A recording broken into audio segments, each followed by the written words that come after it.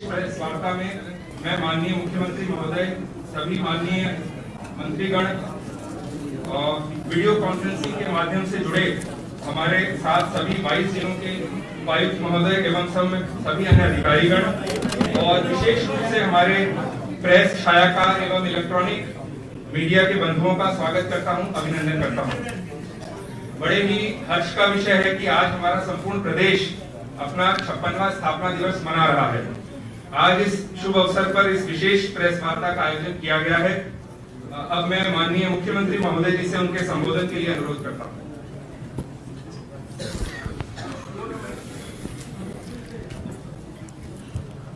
आज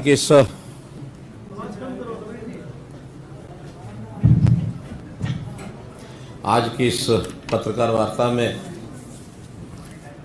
मंत्रिमंडल के मेरे सभी वरिष्ठ साथीगण, हमारे जेजेपी के प्रदेश अध्यक्ष सरदार निशान सिंह जी, बीजेपी के हमारे प्रदेश अध्यक्ष ओम प्रकाश धनखड़ भी अभी आने वाले हैं। दो हमारे मंत्री साथी हमारे डिप्टी चीफ मिनिस्टर दिल्ली में हैं, थोड़ा स्वास्थ्य ठीक नहीं, उस कारण से नहीं आए हैं। अनिल विज जी थोड़ा सा देरी से पहले से उनका आने का समाचार होता है तो दोपहर बाद ही वो आएंगे, लेकिन हो सकता है भोजन के समय हमारे साथ शामिल हो जाए। सबसे पहले तो आज हरियाणा दिवस है, 56वां स्थापना दिवस हरियाणा का आज हम मना रहे हैं। इस अवसर पर आप सबको और आपके माध्यम से हरियाणा की जनता को, जहाँ भी कहीं देश दुनिया में हमारा हरियाणवी समाज है, उन सबको बहुत बहुत बधाई, बहुत बहुत शुभकामनाएं। मित्रों, इस अवसर पर और भी 3 विशेष उल्लेखनीय जो घटनाएं हैं या दिन हैं वो भी ज़रूर मैं याद करना चाहूँगा। 3 दिन पहले ही हमारे सरकार के पहले सत्र के 5 साल और इस सत्र के 2 साल 7 साल पूर्ण हुए हैं। या 8वां साल 27 अक्टूबर को प्रारंभ हुआ है। कल 31 अक्टूबर को देश भर में हम लोगों ने राष्ट्रीय एकता दिवस मनाया।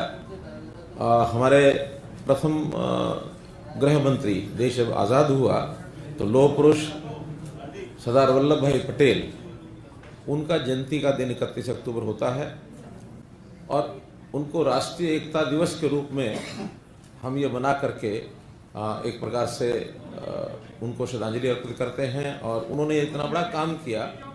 देश आज़ाद जब हुआ उस समय 550 से ऊपर रियासतें थी और अंग्रेज ने सबको छूट दे दी थी कि कोई भी रियासत इस देश के जो संविधान बनेगा उसके अंतर्गत आना चाहें या वो अपना संविधान बना सकते हैं, ऐसी छूट दे दी थी। एक बहुत बड़ा चैलेंज था। लौह पुरुष सरदार वल्लभ पटेल गृह मंत्री होने के नाते से उनका दायित्व था, उन्होंने उन सब रियासतों को, उनके जो रजवाड़े राजा महाराजा, उनको परस्यू किया और 3 रियासतों को छोड़कर बाकी सबको उन्होंने मना लिया कि भारतीय संविधान के अंतर्गत ही हम आज़ाद देश के अंतर्गत ही रहेंगे, हम अलग से अपनी रियासत नहीं रखेंगे। अलग स्टोरी है, फिर 3 रियासतें बची, उनको कैसे ठीक किया गया। जम्मू कश्मीर तो अंत तक 370 के कारण से वो बना रहा, जो अब वर्तमान देश के प्रधानमंत्री ने इस कदम उठा करके और 370 को निष्प्रभावी किया है। तो आज हम कह सकते हैं कि वर्तमान भारतवर्ष के अंतर्गत आने वाली सभी रियासतें वो अपने एक ध्वज के नीचे, एक संविधान के नीचे आने की भूमिका सब बन गई है, जिसकी शुरुआत सरदार वल्लभ भाई पटेल ने की थी। और एक अवसर आज से 3 दिन बाद आने वाला है, दीपावली, इसकी भी आपको सबको बहुत बहुत शुभकामनाएं। मित्रों, आज के अवसर पर हम सब लोग इसलिए एकत्र आए हैं कि हरियाणा दिवस एक बहुत महत्वपूर्ण दिवस हमारे लिए वर्ष भर में होता है, जब हम अपने हरियाणा की 55 वर्ष की यात्रा और उसमें भी 7 वर्ष की हमारी यात्रा और फिर आगे के लिए हरियाणा की एक सोच, एक कल्पना, जैसे देश के प्रधानमंत्री ने कहा कि अमृत महोत्सव के समय हम अपने आज़ादी के 75वां वर्ष ये मना रहे हैं, तो जो 75 वर्ष में किया है, साथ में आने वाले 25 वर्ष इसकी भी रूपरेखा हमारे दिमाग में रहनी चाहिए। हमने सस्टेनेबल गोल्स इनकी जो बात की है, तो कुछ लक्ष्य निर्धारित करने चाहिए अगले 25 साल के भी। वो जो सस्टेनेबल गोल जो हैं इनका डेवलपमेंट गोल्स, इनकी रूपरेखा तो 2030 तक की बनी है, लेकिन उसके भी आगे ये मानो कि 2047 तक हमारा देश, हमारा प्रदेश ये अपनी योजनाएं बना करके आगे चले। उसी संदर्भ में आप लोगों को ध्यान कराना चाहूँगा कि जब हरियाणा बना, एक भेदभाव के कारण से, ये जो हमारा हरियाणा का क्षेत्र है, ज्वाइंट पंजाब में बहुत भेदभाव होता था। उस समय के कर्णधारों ने अलग प्रदेश की जो मुहिम चलाई, 1 नवंबर 1966 को प्रदेश हरियाणा अपना बना। ये कहा जाता था कि हरियाणा बनने के बाद अपने यानी कर्मचारियों को तनख्वाह भी नहीं दे पाएगी, लेकिन हम कितना उसमें आगे बढ़ गए हैं। आपको पता है कि आज हरियाणा बहुत चीज़ों में दुनिया, यानी हरियाणा देश के विभिन्न प्रांतों की अगर तुलना करें तो हरियाणा प्रथम स्थान पर पहुंचा है।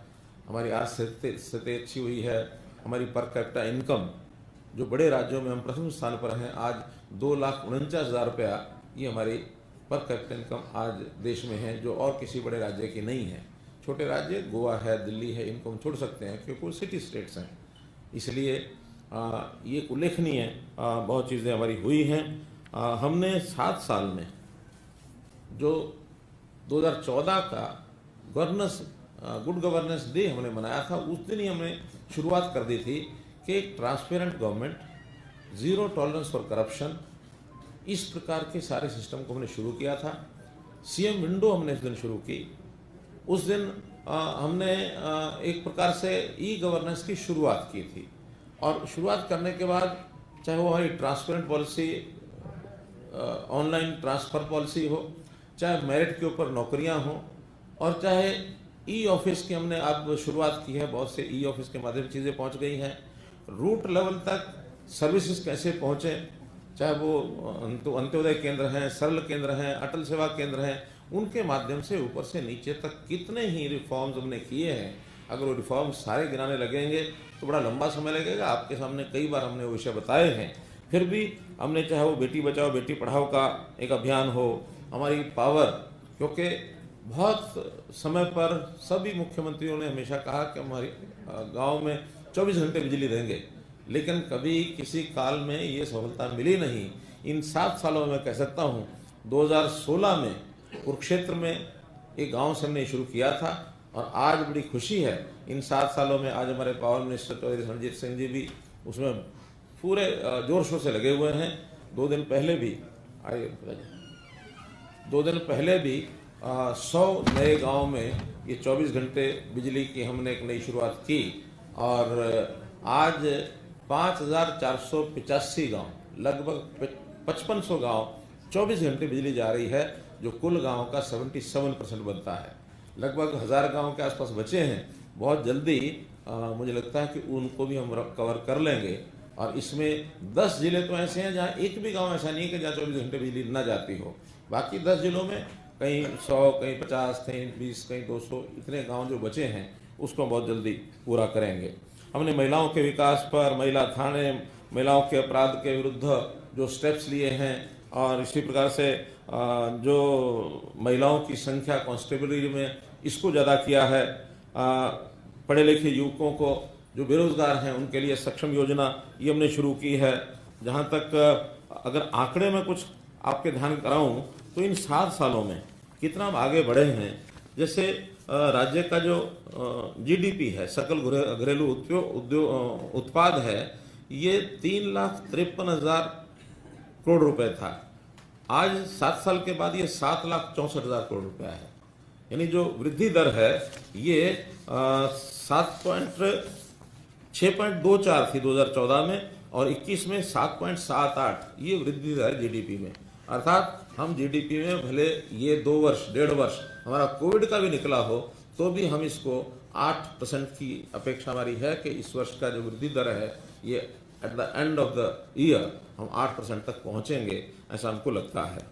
प्रति व्यक्ति आय मैंने आपको बताई है। खाद्यान्न का उत्पाद, यानी जो 2014 में 1,69,00,000 टन था कुल खाद्यान्न, वर्ष भर का 169 लाख था, आज वो 195 लाख अर्थात 26 लाख मीट्रिक टन इन 7 सालों में प्रति वर्ष के हिसाब से ये खाद्यान्न हमारा बढ़ा है। ऐसा ही नहरों के द्वारा सिंचित क्षेत्र जो 7 साल पहले 58,80,000 एकड़ था, अभी वो 60,42,000 अर्थात 1,62,000 एकड़ ये हमारा सिंचाई का क्षेत्र भी बढ़ा है। और मैं समझता हूँ कि जैसे हमने माइक्रो इरिगेशन का अभियान इस वर्ष शुरू किया है, जल प्रबंधन के हमारे 2 वर्ष का जो उल्लेख किया था उसमें जल प्रबंधन अच्छे प्रकार से हम कर रहे हैं। माइक्रो इरिगेशन होने के बाद हमने कहा कि हर खेत को पानी मिलेगा, चाहे वो नहरी पानी मिले माइक्रो इरिगेशन के माध्यम से, चाहे वो ट्यूबवेल का पानी हो। ट्यूबवेल के पानी को हमने थोड़ा कंट्रोल इसलिए किया है कि डार्क जोन एरिया बढ़ता चला जा रहा है, तो इसलिए प्राथमिकता हमारी नहर के पानी को या पानी स्टोरेज करके जो बरसात का पानी है उसको स्टोरेज करके और माइक्रो इरिगेशन के माध्यम से कोई खेत ऐसा बचना नहीं चाहिए जो सिंचाई रहित हो। पूरे ज़मीन पर यानी 80 लाख एकड़ हमारी ज़मीन है, पूरे का पूरा ये सिंचित क्षेत्र के अंदर आए। जहाँ तक उद्योग की बात है, जो बड़े मध्यम स्तर के और छोटे उद्योग सब अगर मिला लें हम तो 1660, छोटे नहीं है बड़े और मध्यम, ये 1660 उद्योग थे 2014-15 में। और हमने इन्वेस्टमेंट समिट किया, विदेशी इन्वेस्टमेंट भी बहुत आई, आज उनकी संख्या 3,542 है, मोर देन डबल। ये नंबर ऑफ इंडस्ट्रीज जो हैं बड़े और मध्यम स्तर के, इसकी एक तुलनात्मक एक जानकारी आपको दी है। जहाँ तक एजुकेशन है, हायर एजुकेशन महाविद्यालय 14 में 105 थे, आज 172 हैं, अर्थात 67 नए कॉलेज हमने खोले हैं, जिसमें अधिकांश महिला कॉलेज हैं। कहीं बीएड कोएड भी खुले हैं, कहीं महिला कॉलेज भी हैं। तो इस प्रकार के 67 नए कॉलेज इन 5-7 सालों में खुले हैं। विश्वविद्यालयों की संख्या भी पहले 43 थी सरकारी प्राइवेट मिला करके, आज ये 56 है, अर्थात 13 नई यूनिवर्सिटीज ये इन 7 सालों में और नई बनी हैं। मेडिकल कॉलेजेस 7 थे, अब 13 हैं। उन 7 मेडिकल कॉलेज में 2014 का जो MBBS का एडमिशन था वो मात्र 700 था, अब बढ़कर के 1685 हो गया है। और आने वाले वर्षों में हमने जो कहा हुआ कि हर जिले में मेडिकल कॉलेज होगा, तो उसके अंतर्गत जितने नए मेडिकल कॉलेज खुलेंगे हमारा टारगेट 2500 यानी MBBS के छात्र ये एडमिशन हमारा टारगेट है, जिसमें से मानते हैं कि हर वर्ष प्रदेश में 2000 नए डॉक्टर्स हम अपने बेड़े में यहाँ जोड़ सकें। स्वाभाविक है कुछ डॉक्टर्स ऐसे भी हैं जो पढ़ाई लिखाई करके कोई विदेश भी चला जाता है, कोई दूसरे प्रांतों में चला जाता है, कोई बड़े शहरों में चला जाता है। अगर 2500 में से हम 2000 अपने यहाँ रिटेन कर सकें तो मुझे लगता है कि हमारा जो आवश्यकता, जो मापदंडों के अनुसार जितनी डॉक्टर्स की आवश्यकता है हरियाणा की, उसको हम बहुत जल्दी आने वाले कुछ वर्षों में पूरा कर पाएंगे। मित्रों, हमने लोकतंत्र को बड़ा मजबूत किया इन 7 सालों के अंदर। जैसे पंचायती राज, इसको अधिक शक्तियां प्रदान की जाएं, तो इसके अंदर इंटर डिस्ट्रिक्ट काउंसिल हमने बनाई और एक तालमेल, एक समन्वय बैठा रहे, और उसमें पंचायतों को, पढ़ी लिखी पंचायतों को बनाने का एक जो हमने अभियान शुरू किया था, हमको सफलता मिली। बहुत उसमें संघर्ष करना पड़ा, सुप्रीम कोर्ट तक जा करके हमने इस विषय को ले जाकर और अपने यहाँ लागू कराया, और सुप्रीम कोर्ट ने तो बहुत अच्छा भी निर्णय दिया था कि not only in Haryana but in other states also should follow this concept. इसी प्रकार महिलाओं को प्रतिनिधित्व के नाते से इस बार हमने 50 महिलाओं का प्रतिनिधित्व किया है। पहले 33% का आरक्षण था, लेकिन चुनाव में 42-43% तक महिलाएं पहुंची हैं, लेकिन अब उसको 42 से भी 50% का सुनिश्चित प्रतिनिधित्व।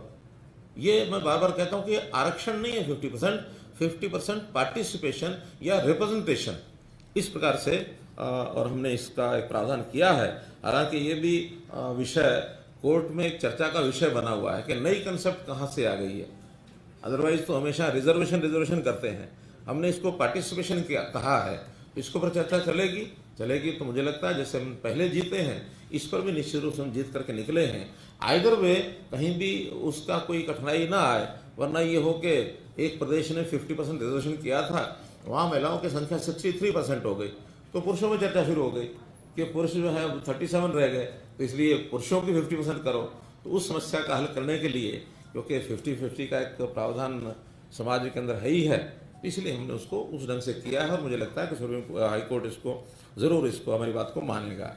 एक तो विषय जो बाकी प्रदेशों में कहीं अभी नहीं, हमने राइट टू रिकॉल ये किया है, अर्थात 75% वोटर्स या उनके प्रतिनिधि अगर किसी प्रतिनिधि को वापस बुलाना चाहें तो इसका एक प्रावधान किया है। इस प्रकार की कोई स्थिति अभी तक उत्पन्न हुई नहीं है, फिर भी हमने ये प्रावधान किया है।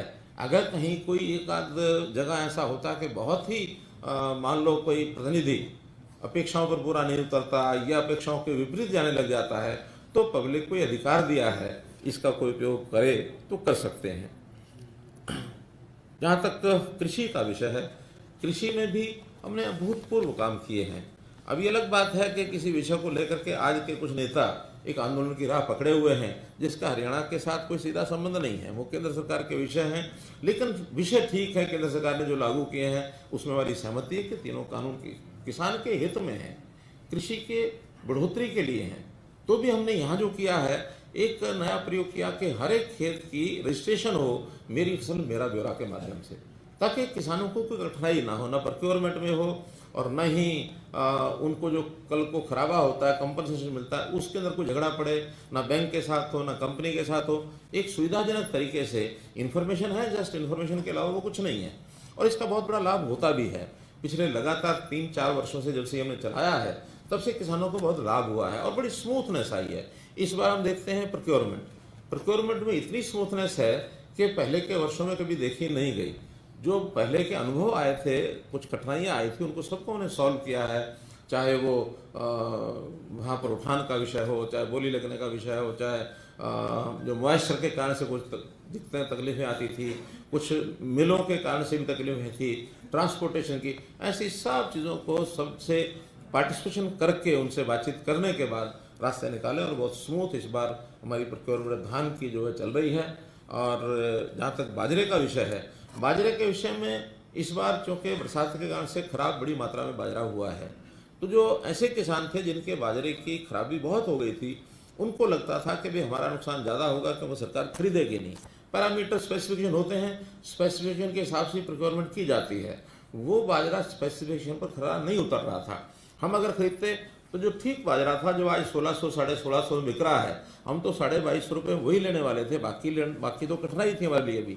उनका तो जो हमने 600 रुपया भावांतर भरपाई योजना लागू की है, तो 1600 को तो 2250 मिल गए, लेकिन जिनका खराब था उनको वही 1200 मिलते, 1300 मिलते, 1100 मिलते, इससे आगे कुछ मिलने वाला नहीं था। हमने उनको भी 600 रुपया दिया है, तो उनको भी लगता है कि एक बहुत बड़ा लाभ उनको हो गया है कि हमारा बाजरा भी चाहे खराब हुआ तो भी उनको 1800-1900 रुपया उसका मिल गया, खराब बाजरे का भी। तो इस प्रकार से बहुत संतोष बाजरे के जो ग्रोवर्स हैं उनके अंदर है। मैंने पानी का प्रबंधन, इस पर भी बहुत चिंता की 7 वर्षों में लगातार।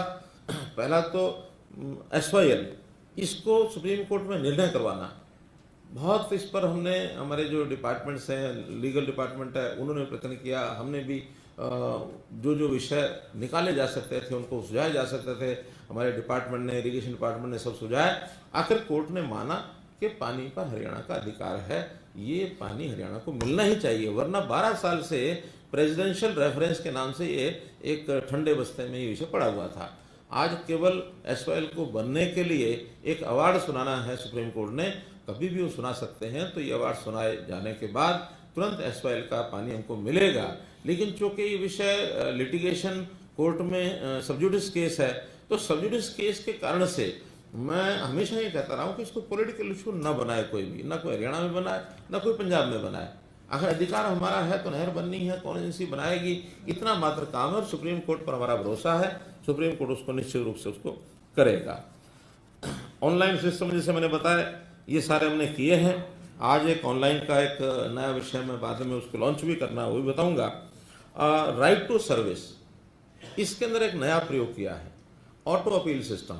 अब राइट टू सर्विस एक्ट तो बहुत वर्षों से बना हुआ है, लागू करने में कोई इसकी चिंता नहीं करता था, लेकिन हमारे जो कमीशन इस समय है, राइट टू सर्विस कमीशन, उन्होंने एक प्रयोग शुरू किया कि अगर कहीं फेल्योर है कोई कर्मचारी अधिकारी, तो जो समय निश्चित है उसके बाद वहाँ कोई किसी को अपील करने की जरूरत नहीं है, ऑटो अपील होकर के जो ऊपर का जो श्रेष्ठ अधिकारी है उसके पास अपील हो जाएगी और उसको भी 30 दिन में इस विषय को निपटाना है।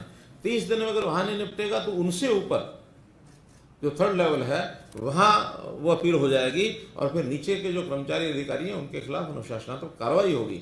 और अच्छी बात यह है कि 1000 से ऊपर ऐसी ऑटो अपील हो चुकी हैं जिसमें डिपार्टमेंट्स में थोड़ा सा जिसको कहना चाहिए एक गंभीरता बनी है कि टाइम से इन चीज़ों को सॉल्व करो। और लगभग 500 से ऊपर सेवाएं इसके अंदर सब उसके ऊपर काम चल रहा है। अभी तो 4 ही डिपार्टमेंट हैं जिनके ऊपर लागू किया गया है, लेकिन धीरे धीरे सभी डिपार्टमेंट से लागू हो जाएगा और 500 से ऊपर ऐसी सेवाएं हैं जो टाइम बाउंड होंगी। टाइम से सरकारी अधिकारी कर्मचारी को उसको काम को करना ही होगा। टाइम से नहीं कर सकते तो पहले से उनको बताना होगा कि ये इसमें कठिनाई है, जिसके कारण से निश्चित टाइम पर ये चीज़ नहीं करना संभव नहीं है।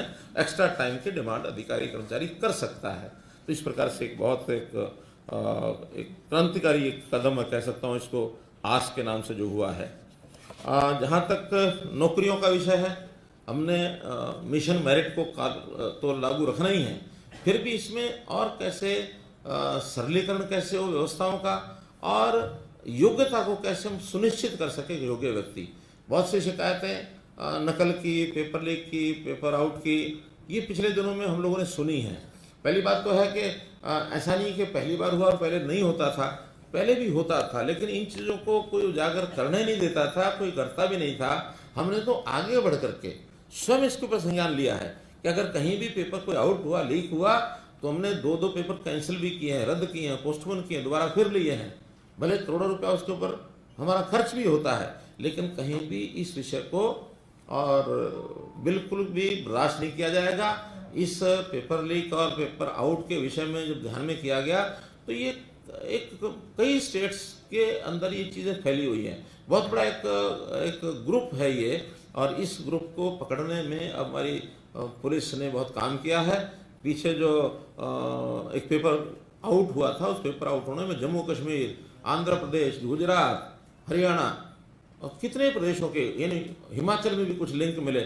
ऐसा एक सुनिश्चित एक गिरोह बना हुआ है। इस गिरोह में 48 लोग हम पकड़ चुके हैं और पिछले दिनों के अंदर लगभग 40 लोग और पकड़े गए जो नकली जो रिक्रूटमेंट कराने के लिए और नकली अपॉइंटमेंट लेटर देते थे। अभी विधानसभा में एक केस सामने आया और उसको भी बहुत गंभीरता से लिया गया है और बहुत यानी एक लुटा लुटाई जो एप्लीकेंट्स की होती है उसको निश्चित रूप से हम बंद कर रहे हैं। इन सब चीज़ों को उजागर करेंगे। हमें कभी भी शुरू हुआ हो, आज से 5 साल, 10 साल, 20 साल कभी शुरू हुआ हो, लेकिन अब खत्म करने का काम हमारे जिम्मे है। इसको खत्म करेंगे, जड़ से इसको निपटाएंगे। हमने एकल यानी वन टाइम रजिस्ट्रेशन, एकल पंजीकरण जो ग्रुप डी और ग्रुप सी इनका शुरू किया है, ताकि एक बार रजिस्ट्रेशन करा दें, बार बार उसको फीस ना देनी पड़े और उसके एग्जाम लेने के बाद 3 साल तक वो मेरिट मेंटेन रहेगी। अपनी मेरिट को कोई इम्प्रूव करना चाहता तो कर सकता है और 3 साल के बाद फिर से पेपर दे के अपनी नई मेरिट में भी वो आ सकता है। तो उसी मेरिट के ऊपर लगातार 3 साल तक उसकी अगर मेरिट के हिसाब से बारी आती है तो उसको नियुक्ति मिलेगी। ग्रुप डी का तो एक ही प्रश्न पेपर होगा, ग्रुप सी का एक जनरल होगा और एक उसकी क्वालिफिकेशन जो आवश्यकता है, जिस तरह की पोस्ट है, कैटेगरी ऑफ पोस्ट के हिसाब से उसका अलग से जो एग्ज़ाम होगा वो एक लिया जाएगा। और कोई इंटरव्यू न सी में न डी में, किसी में कोई इंटरव्यू नहीं होगा, क्योंकि इंटरव्यू में ही बहुत सी चीज़ों की शिकायतें मिलती रही हैं। अब कोई इंटरव्यू उसमें नहीं होगा। इस प्रकार का हमने किया है। और उसका जो परीक्षा है, कॉमन एलिजिबिलिटी टेस्ट जिसको कहा सीईटी, वो साल में एक बार जो उसकी क्वालिफिकेशन है उसके हिसाब से हुआ करेगा।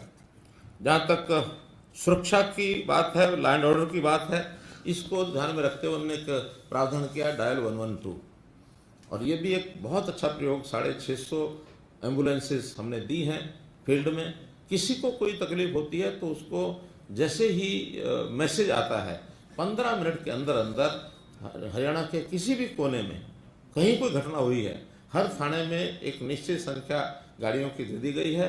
वहाँ फर्स्ट एड और वहाँ आवश्यक जितनी भी सामान के साथ गाड़ी पहुँचती है, उस व्यक्ति को चाहे लॉ एंड ऑर्डर की स्थिति है, चाहे कोई एक्सीडेंटल केस है, कोई सहायता की बात है, उसको तुरंत मिलता है। बहुत अच्छा ये एक प्रयोग हमारे यहाँ चल रहा है। पर्यटन के भी कई काम किए, आप लोगों को पता है। जैसे हमने विशेष तौर पर मोरनी पंचकुला इस पर ध्यान किया। अभी ढोसी पहाड़ पर पर्यटन का केंद्र कैसे शुरू हुआ हो वो अब उन्हें किया है। राखीगढ़ी है और इस प्रकार के कितने ही स्थान हैं। कुरुक्षेत्र अंतर्राष्ट्रीय गीता जयंती का कार्यक्रम है, तो चाहे धार्मिक टूरिज्म हो चाहे मनोरंजन के नाते हो, ऐसे स्थानों पर हम फोकस करके और टूरिस्ट को आकर्षित करने के लिए बहुत से कार्यक्रम हमारे चल रहे हैं। इसमें होम स्टे पॉलिसी हमने बनाई है। वैसे तो हमारे यहाँ होटल्स की और गेस्ट हाउसेस की कोई कमी नहीं है, फिर भी होम स्टे में एक तो आने वाले टूरिस्ट को हमारे जो ग्रामीण क्षेत्र का उनके किस प्रकार की संस्कृति है, कैसे वहाँ के रहन सहन है, वो सब का आभास होता है और बहुत लोगों को इसका रोजगार भी मिलेगा। तो होम स्टे पॉलिसी ये भी हमने बनाई है। पर्यावरण के नाते से हमने बहुत काम किया। ऑक्सीजन की कमी के कारण से, कोविड के कारण से जो हमको सीख मिली, उसमें ये ध्यान में आया कि ऑक्सीजन को किस प्रकार से वायुमंडल में ज़्यादा बनाया जाए। हमारा पर्यावरण विभाग, हमारा फॉरेस्ट डिपार्टमेंट पेड़ लगाने की मुहिम, चाहे वो पौधागिरी, स्कूली बच्चे चाहे बड़े लोग, करोड़ों पौधे हमने लगाए हैं। लेकिन अब ध्यान ये है कि पौधे लगाने के बाद उसकी रक्षा सुरक्षा ये कैसे हो, इसके लिए नए आयाम खड़े कर रहे हैं। जीपीएस सिस्टम के माध्यम से जो पौधा एक बार लगाया गया 3 वर्ष तक उसकी सुरक्षा सुनिश्चित हो, इसके लिए भी इंसेंटिव्स कई हम दे रहे हैं। जो बहुत बड़ी आयु के पेड़ हैं, 75 साल से ऊपर के पेड़, खास करके जैसे पीपल है, बड़ है, पिलखण है, ऐसे जो पेड़ हैं, इनकी सेवा करने के नाते से जो संस्था, जो परिवार, जो गांव, जो पंचायत उस पेड़ की सुरक्षा करता है, उसके लिए प्राणवायु देवता पेंशन शुरू की 25 रुपया साल की। अब एक ऐसा एक प्रयोग है जो कहीं और हुआ नहीं है। लोग इसका एक अध्ययन कर रहे हैं कि हाँ, इनको आपने किया है तो ये पेड़ कितने साल तक, और उन पेड़ों की आयु भी लोग अंदाजे लगाने लग गए, गिनने लग गए हैं कि ये पेड़ कब लगा होगा, कब तक ये चलेगा।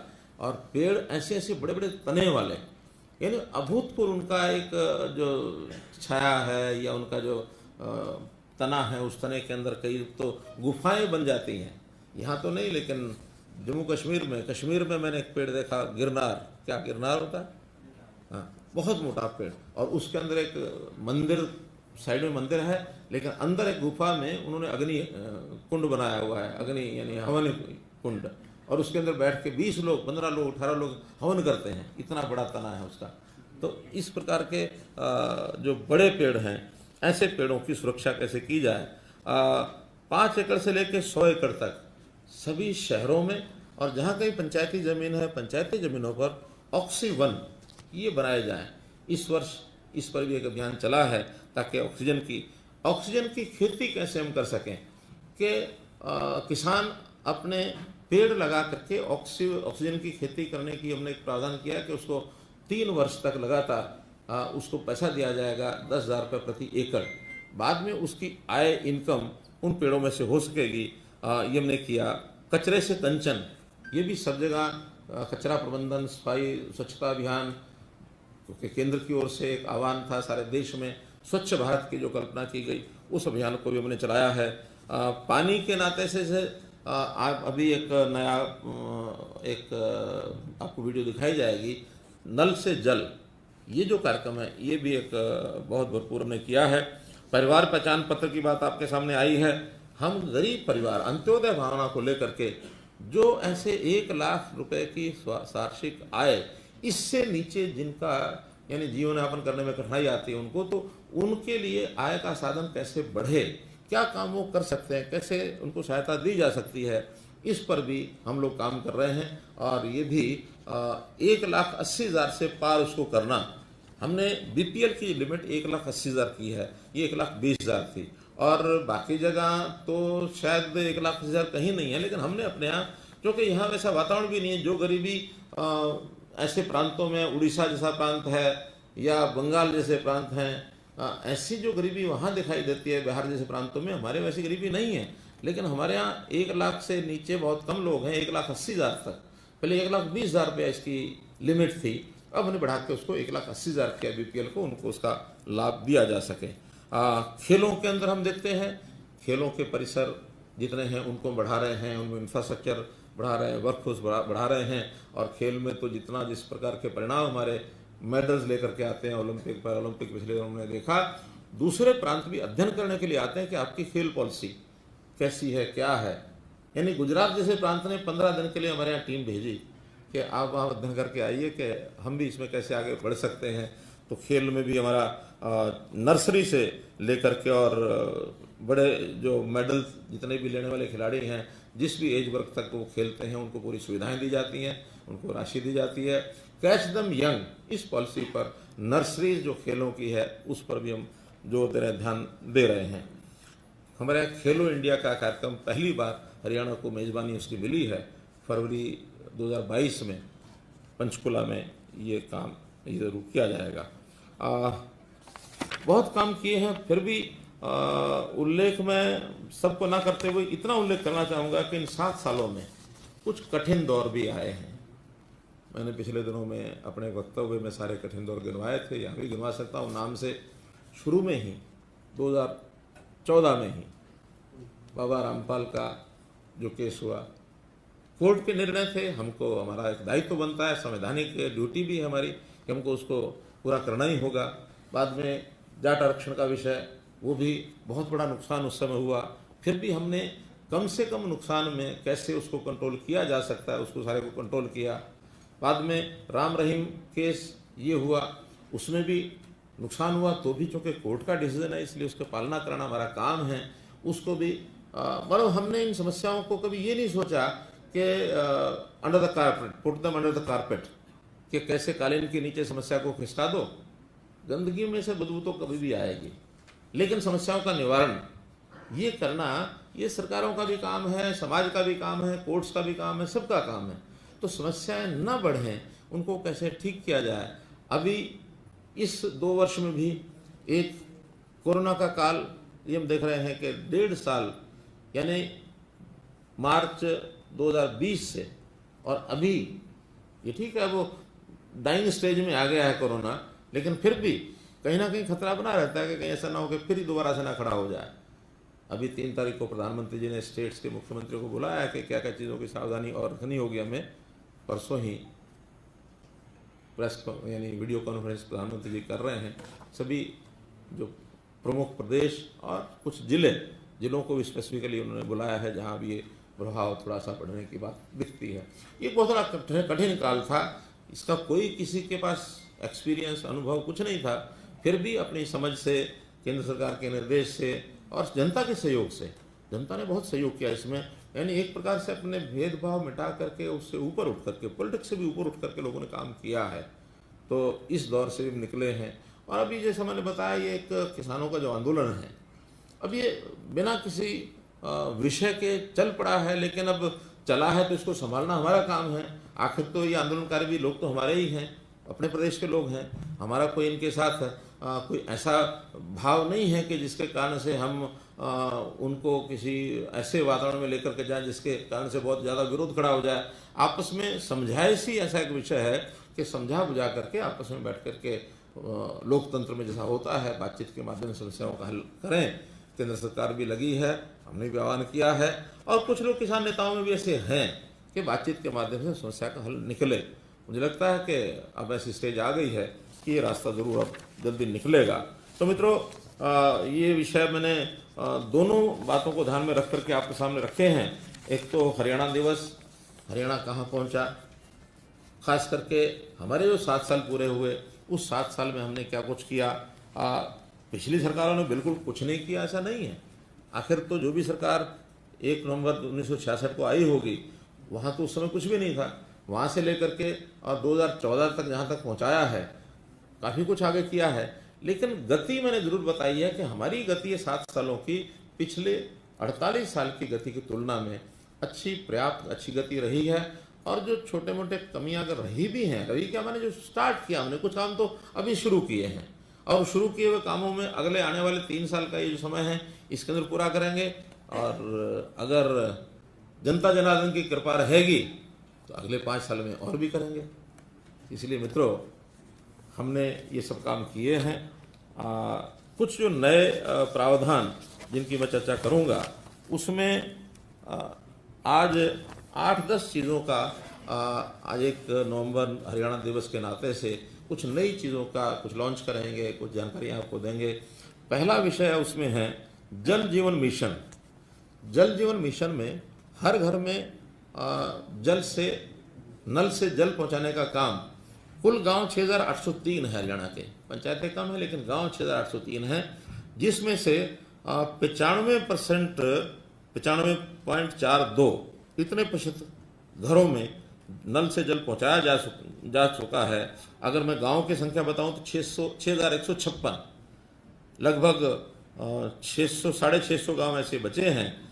जिले 18 जिले तो कंप्लीट हो गए हैं, 4 जिले ऐसे हैं जिसमें भी काम चल रहा है। आने वाले 2 महीने में, यानी अगर हम टारगेट रखेंगे तो 25 दिसंबर, क्यों देवेंद्र जी रखने को हम 31 दिसंबर भी रख सकते हैं, लेकिन 25 दिसंबर और बढ़िया दिन है, हमारा गुड गवर्नेंस डे जिसको कहते हैं, अटल जी का जन्मदिन, उस दिन तक हम इसको पूरा कर लेंगे, ऐसा हमारे डिपार्टमेंट ने एक टारगेट तय किया है। 30,96,000 अर्थात 31 लाख घरों में से 29.5 लाख घरों में और नल से जल पहुंचाया जा चुका है। तो इस कार्यक्रम के अंतर्गत मैं विभाग को कहूँगा कि एक कोई प्रेजेंटेशन 2-3 मिनट की कोई एक फिल्म बता रहे थे आप, इसको ज़रा दिखाएंगे।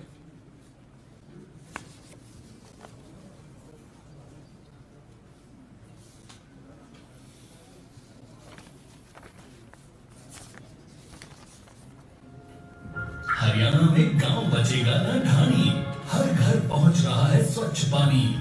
मुश्किल थी खड़ी, पेयजल के लिए जद्दोजहद थी बड़ी, भारत सरकार ने दिया हौसला।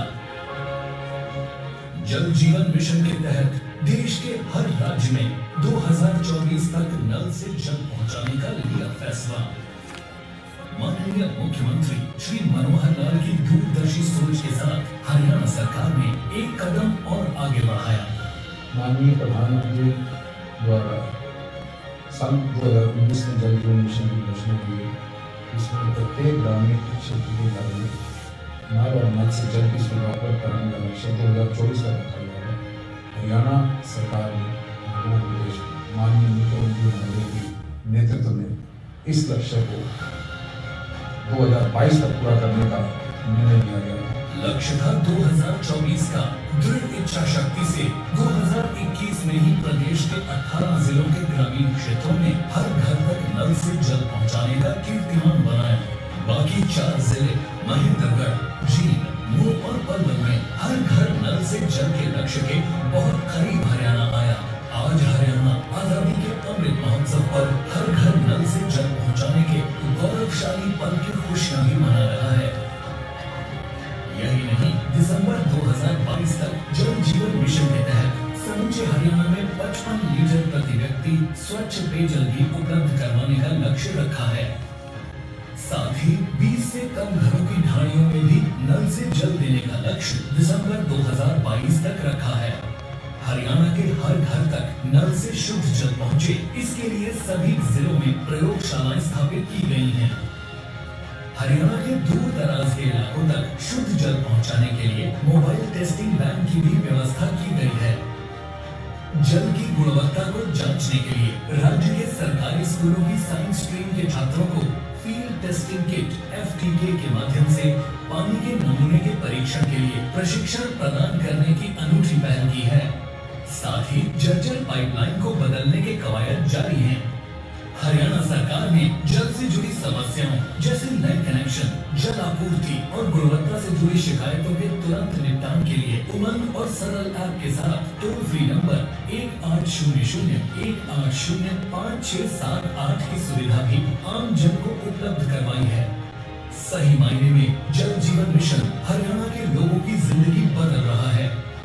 हर घर नल से जल, समृद्ध हरियाणा बेहतर कल, सपना हुआ साकार, नल से जल पहुंचा हर घर द्वार।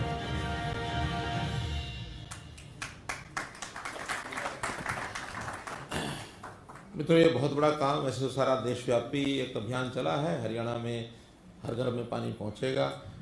कुछ ढाणियाँ जो हैं वो दूर दूर 100 घरों तक की ढाणी जो है उनको भी एक निश्चित समय में हम अगले चरण में पहुंचा पाएंगे।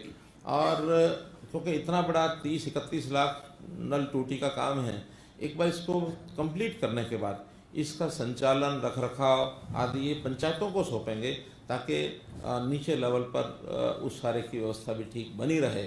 पानी की उपलब्धता, ये भी हमारा इरिगेशन डिपार्टमेंट अभी गांव में 50 लीटर पानी की आवश्यकता के लगभग है, इसको बाद में 65 लीटर, शहरों में 135 लीटर।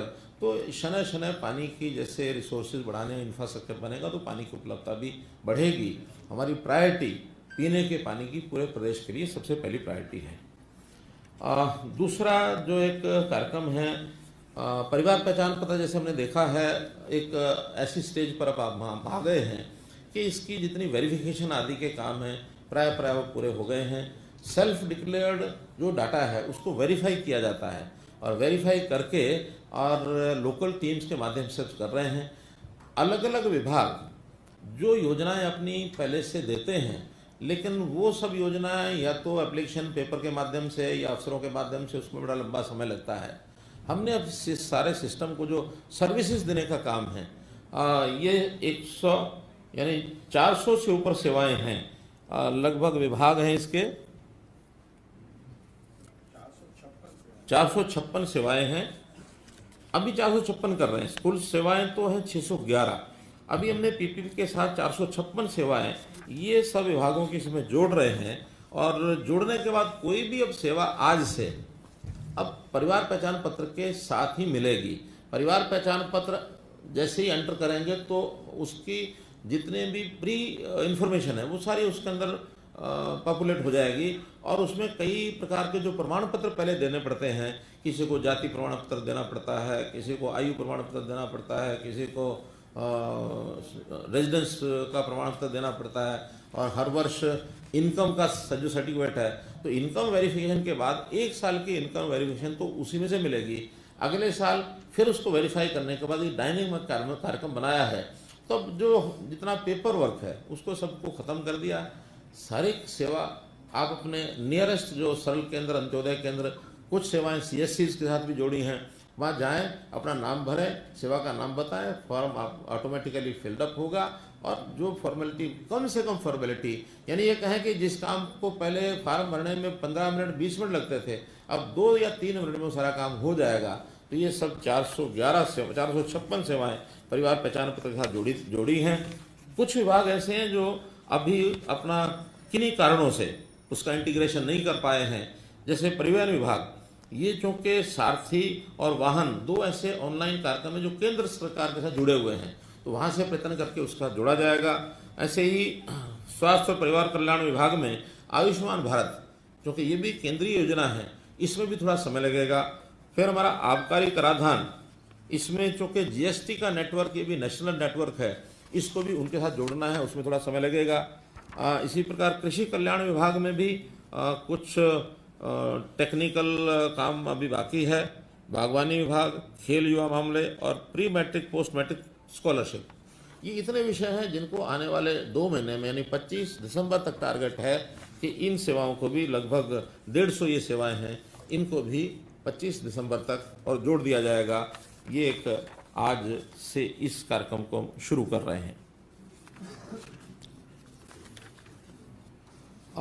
इसके बाद हमारी जो ग्राम पंचायतें हैं, ग्राम पंचायतों का एक सिस्टम अपना, पंचायतें होती हैं, BDPO है, ग्राम सचिव है, ये सब तो होते ही है।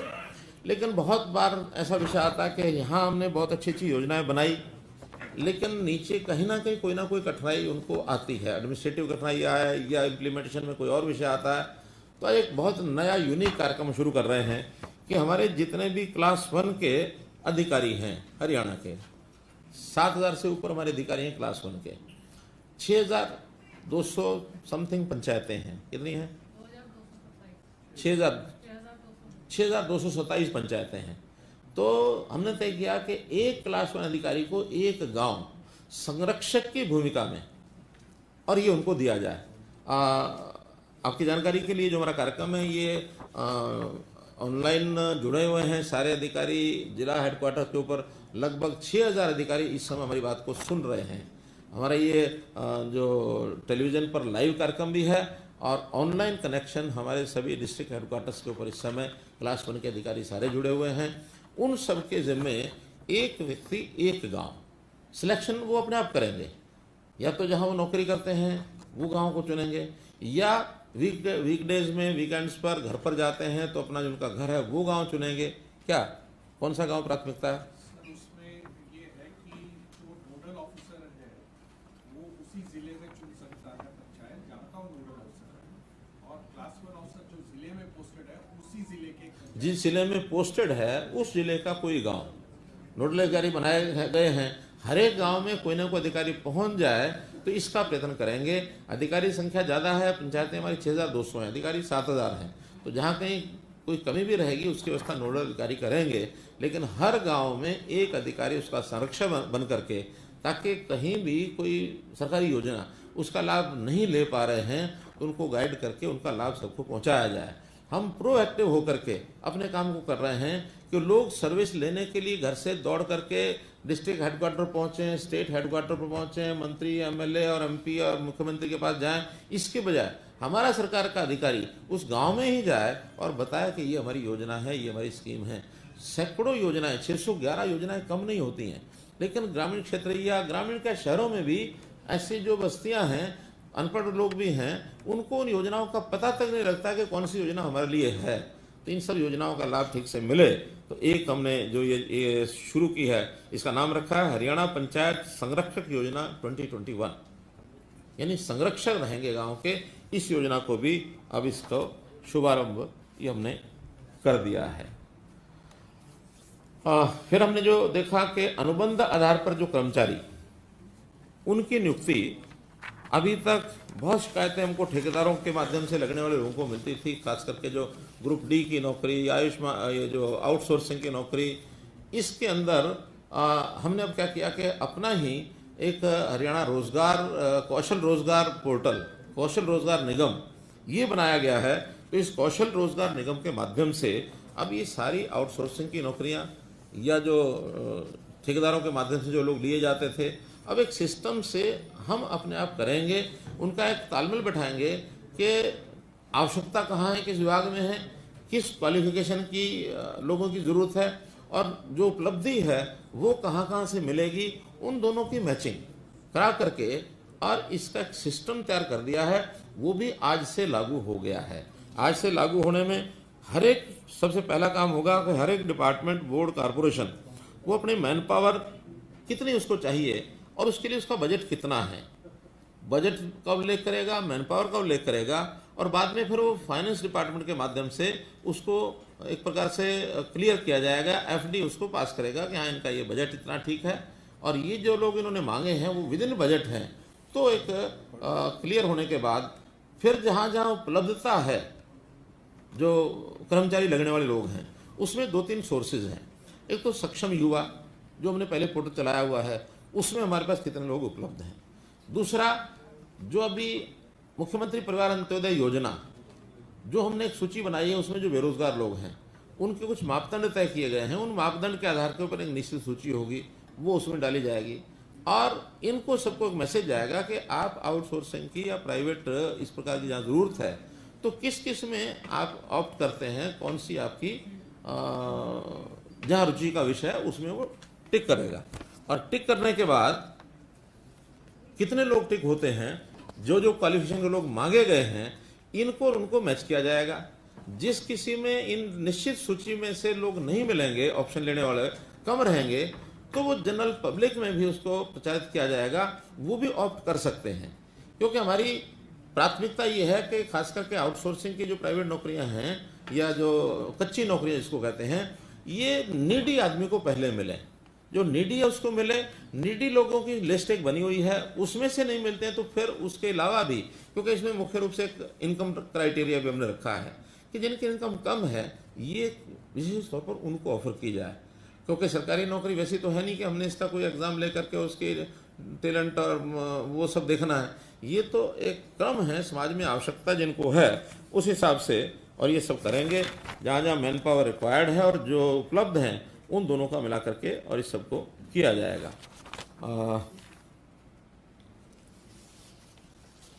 इसके पैरामीटर्स भी तय किए गए हैं, जिसका स्कोर दे करके, और जिनका स्कोर ज़्यादा होगा उनको नौकरी पहले मिलेगी। स्कोर में जैसे एक तो हमने रखा एनुअल फैमिली इनकम।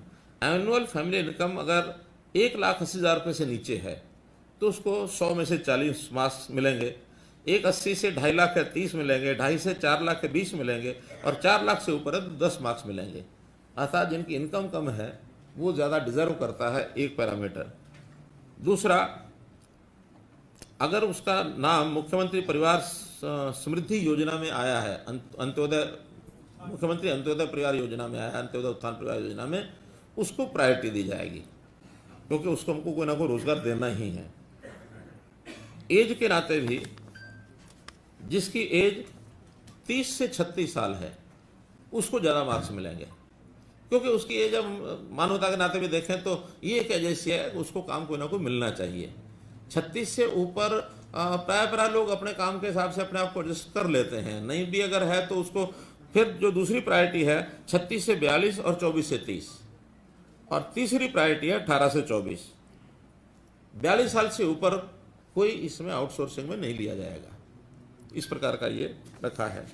फिर इसका स्किलिंग किसकी कितनी है, यानी आवश्यकता के हिसाब से उसकी स्किलिंग अगर है तो 20 नंबर उसको मिलेंगे अलग से, कि मानो कहीं कुक चाहिए तो कुक का अगर सर्टिफिकेट उसके पास है तो 20 नंबर मिलेगा। ऐसे ही अलग अलग प्रकार के जो ग्रुप डी के जो भी काम रहते हैं उन कामों का हम स्किलिंग सर्टिफिकेट ये भी शुरू करने वाले हैं। कईयों को तो शुरू कर दिए हैं, स्किल डेवलपमेंट डिपार्टमेंट ने, हरियाणा स्किल डेवलपमेंट मिशन ने उन्हें सर्टिफिकेट कोर्स 3 महीने के सब चीज़ों के शुरू किए हैं क्योंकि आगे जिसको भी काम करना है उस काम का उसका थोड़ा बहुत ट्रेनिंग ये उसकी होनी चाहिए। वाटर कैरियर है, पीएन है, उसकी भी ट्रेनिंग होनी चाहिए। तो ट्रेंड चाहे थोड़ी ट्रेनिंग हो, इस प्रकार की ट्रेनिंग के 20 मार्क्स उसके ये मिलेंगे। अगर वो कॉमन एलिजिबिलिटी टेस्ट जो हमने वन टाइम टेस्ट कहा है वो उसने पास किया है, उसके अंदर उसकी मेरिट है लेकिन सरकारी नौकरी तो प्राप्त नहीं कर पाया, वो उसकी नीचे अगर स्कोरिंग बची है वो जाएगा तो 10 मार्क्स उसको अलग से मिलेंगे। सोशो इकोनॉमिक क्राइटेरिया, विडो है, फादर एक्सपायर्ड है, जो हमने 5 मार्क्स उसमें रखे हुए हैं वो 5 मार्क्स इसमें भी उसको दिए जाएंगे। तो कुल मिलाकर needy person should get the first, ये इसके पीछे हमने आधार रखा है। तो हरियाणा कौशल रोजगार निगम ये पोर्टल आज से चालू हो गया है। आज से सभी डिपार्टमेंट्स बोर्ड कॉर्पोरेशन को लिख दिया गया है कि उनकी जितनी रिक्वायरमेंट है वो पहले क्वालिफिकेशन के हिसाब से डालें और फिर एफडी उनको क्लियर करें। एफडी के क्लियर करने के बाद 7 दिन के अंदर मैचिंग करके और उनको लिस्ट दे दी जाएगी कि आपके लिए ये नाम जो है निश्चित किए गए हैं जो आपके यहाँ नौकरी पर आएंगे। इसमें कोशिश ये रहेगी कि जो व्यक्ति जिस जिले का है उस जिले में ही उसको नौकरी मिले, ताकि चूँकि बहुत बड़ी राशि तो उनको मिलती नहीं है, बाहर जाएंगे तो उनके खर्चे ज़्यादा बढ़ेंगे, तो नियरेस्ट पॉसिबल उनको मिले, उसकी भी कोई प्राथमिकता हमने तय की है। ईज ऑफ डिप्लॉयमेंट, तो ईज ऑफ डिप्लॉयमेंट में अगर जरूरत हमें सिरसा जिले में है तो सिरसा का ही व्यक्ति होगा तो उसको ज़्यादा नंबर मिलेंगे, उसमें अगर आसपास के जिले का होगा तो उसके 5 नंबर कम हो जाएंगे। फिर भी उसकी और योग्यता ज़्यादा है दूसरी चीज़ों में तो वो कम्पीट कर पाएगा। हाँ, ये हो गया हरियाणा रोजगार कौशल निगम। फिर एक और क्रांतिकारी कदम आज हम उठा रहे हैं।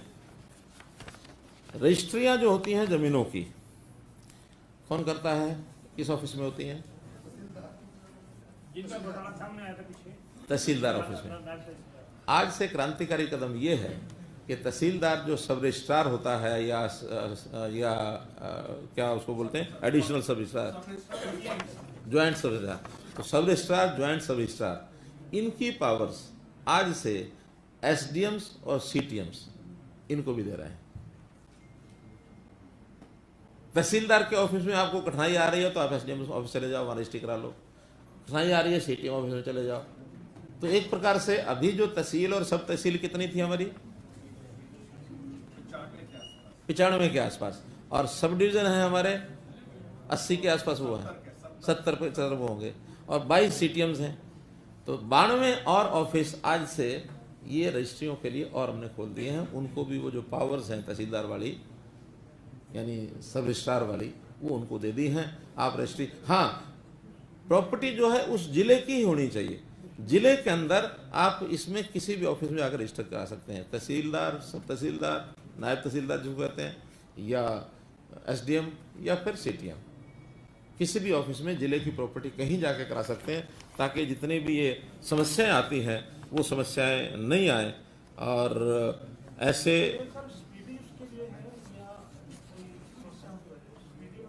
सारी चीज़ें हैं, जहाँ रश ज़्यादा रहता है वो कम हो जाएगा, जहाँ मोनोपोलिस्टिक मामले हैं वो ठीक हो जाएंगे। और न केवल किसी अधिकारी की वहाँ शिकायतें आती हैं, नीचे के स्टाफ की भी शिकायतें बहुत आती हैं। तहसीलदार अच्छा भी होता है तो भी 10 तरह के झमेले, रजिस्ट्री लेने करने वाला वो लाखों रुपए का, करोड़ों रुपए का खेल होता है, तो वो नीचे वालों को लगता है कि क्या इसमें थोड़ा सा टाका हम भी लगा लें तो क्या फ़र्क पड़ेगा। लेकिन वो बिल्कुल हम बंद करेंगे, ज़ीरो टॉलरेंस फॉर करप्शन। इसलिए इसको हमने कुछ चीज़ें पहले कर दी थी, ऑनलाइन की थी, सब ठीक हुई। फिर भी जो कमियां होंगी तब उस जिले में किसी प्रॉपर्टी को रजिस्ट्री कराने के लिए केवल एक जगह नहीं होगी। अगर मानो तहसील, सब तहसील 4 हैं और 2 सब डिवीज़न है 6 हैं, एक STM CTM 7 है, तो 4 की जगह 7 ऑफिस हो जाएंगे। और ये नहीं कि कोई एक एरिया किसी एक ऑफिस के साथ जुरिस्डिक्शन में है, पूरे जिले की जुरिस्डिक्शन 7 ऑफिस को रहेगी। आज 1 नवंबर है और 1 नवंबर के दिन आखिर हरियाणा बना है। हरियाणा बनने की, जैसे देश आज़ाद हुआ उसकी एक खुशी हमको होती है 15 अगस्त को, गणतंत्र बना 26 जनवरी को, तो हमें भी आखिर 1 नवंबर हरियाणा के लोगों को कुछ ना कुछ प्रसन्नता व्यक्त करने का एक अधिकार भी है, हम करते भी हैं। तो एक विषय आता है जो कैदी हैं हमारे। सामान्यतः अभी तक 15 अगस्त 26 जनवरी को हम उनको कुछ दिनों की छूट देते हैं कैदी की।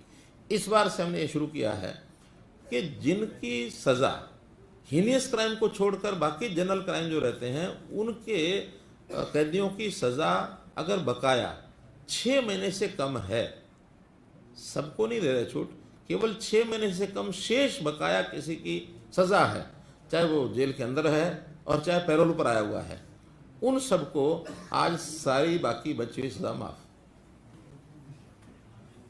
और लगभग 250 के आसपास ही ऐसे कैदी हैं जिनकी सज़ा 6 महीने से कम बची है। यानी वैसे तो अप्रैल 2022 से पहले कभी भी वो छूट सकते थे, लेकिन आज 1 नवंबर को उनको किसी की 3 महीने, किसी की 4 महीने, किसी की 2 महीने जो बाकी बची है वो कल से प्रक्रिया होकर के और उनको छोड़ना शुरू कर देंगे। एक ये नई घोषणा ऐसे सज़ा के लिए, लेकिन इसमें हीनियस क्राइम को कवर नहीं करेंगे, खास करके जैसे बाल अपहरण, हत्या, बलात्कार, पॉस्को एक्ट, डकैती, फिरौती, एसिड अटैक, मानव तस्करी आदि जो ऐसे क्राइम हैं, ऐसे अपराधियों के ऊपर ये लागू नहीं होगा।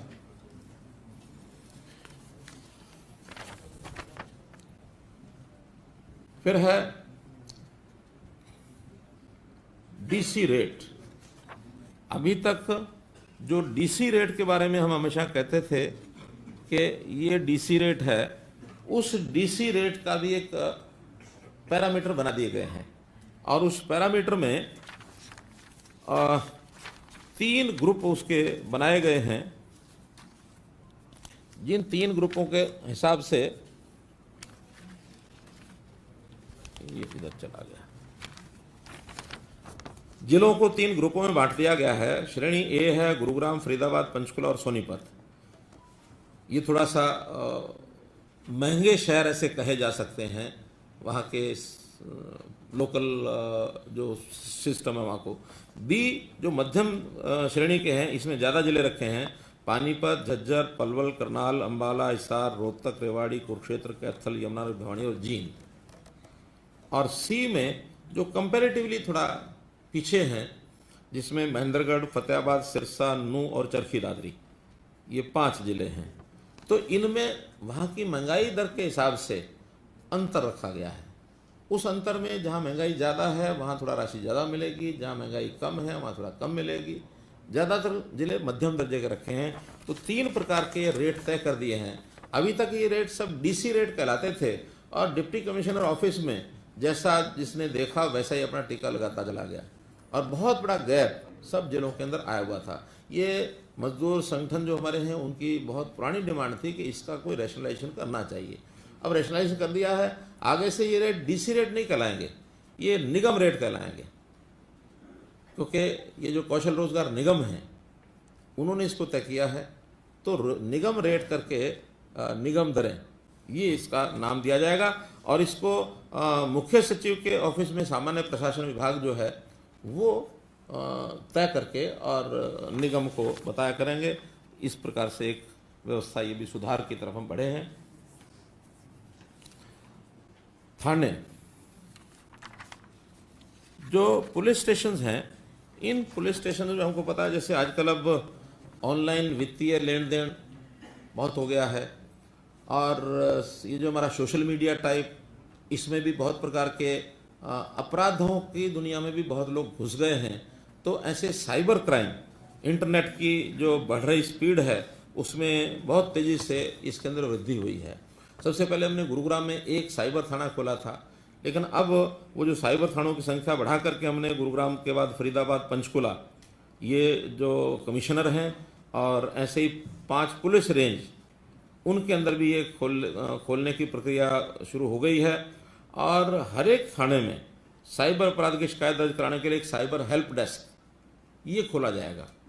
और इसके बाद धीरे धीरे अगले वर्ष में हर जिले में एक साइबर थाना, इसके खोलने की प्रक्रिया हमने शुरू कर दी है, ताकि जो साइबर से होने वाले अपराध, इनको हर जिले में वहाँ एक टीम टोली हो, ताकि उनकी, हालांकि इसमें फिजिकल मूवमेंट का इन्वेस्टिगेशन बड़ा कम होता है, ये सारा साइबर से ही होता है, फिर भी कहीं कहीं कुछ चीज़ों की रिकवरी करनी, सीन जो साइड सीन होता है उसके लिए भी इन्वेस्टिगेशन में चीज़ें काम आती हैं।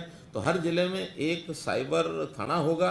इसकी इन्वेस्टिगेशन जो है ये कंट्रोल्ड जो बड़े साइबर थाने होंगे वहाँ के साथ उसको जोड़ करके, और इस पर एक हम जो है हरियाणा में चरणबद्ध तरीके से इस काम को आगे बढ़ाएंगे, ताकि साइबर का जो अपराध है इसको रोका जा सके। हमारे जो पुलिसकर्मी हैं, इनके लिए भी हमने, जो पुलिसकर्मी 40 वर्ष की आयु के हो गए हैं, ऐसे सब पुलिसकर्मियों की साल अथवा 2 साल, जो भी अलग अलग पीरियड तय करेगा डिपार्टमेंट, द्विवार्षिक चिकित्सा जांच अभी तो शुरू की है, बाद में इसको वार्षिक भी कर सकते हैं। तो द्विवार्षिक चिकित्सा जांच इसको अनिवार्य रूप से किया जाएगा। कोई एक एजेंसी जो है इसको डिपार्टमेंट निर्धारित करेगा, उस एजेंसी का सारा खर्च डिपार्टमेंट देगा। इन कर्मचारियों से किसी प्रकार का कोई शुल्क नहीं लिया जाएगा, लेकिन रेगुलर तरीके से, क्योंकि इनकी जो ड्यूटी है, दिन रात ड्यूटी होती है, घरों से दूर रहते हैं, स्वास्थ्य के ऊपर बुरा प्रभाव पड़ता है, दिन रात कुछ इनकी ड्यूटी का बहुत बड़ा सिस्टम नहीं होता है। तो स्वास्थ्य की दृष्टि से हमारे पुलिसकर्मियों को ये जो एक मानसिक दबाव उनके ऊपर रहता है, उसमें से उनको बचा करके रखा जाए। तो इस प्रकार से एक ये सर्विस भी 40 वर्ष से ऊपर के हमारे जो कर्मचारी हैं उनको ये जांच जो है सुनिश्चित ये की जा रही है।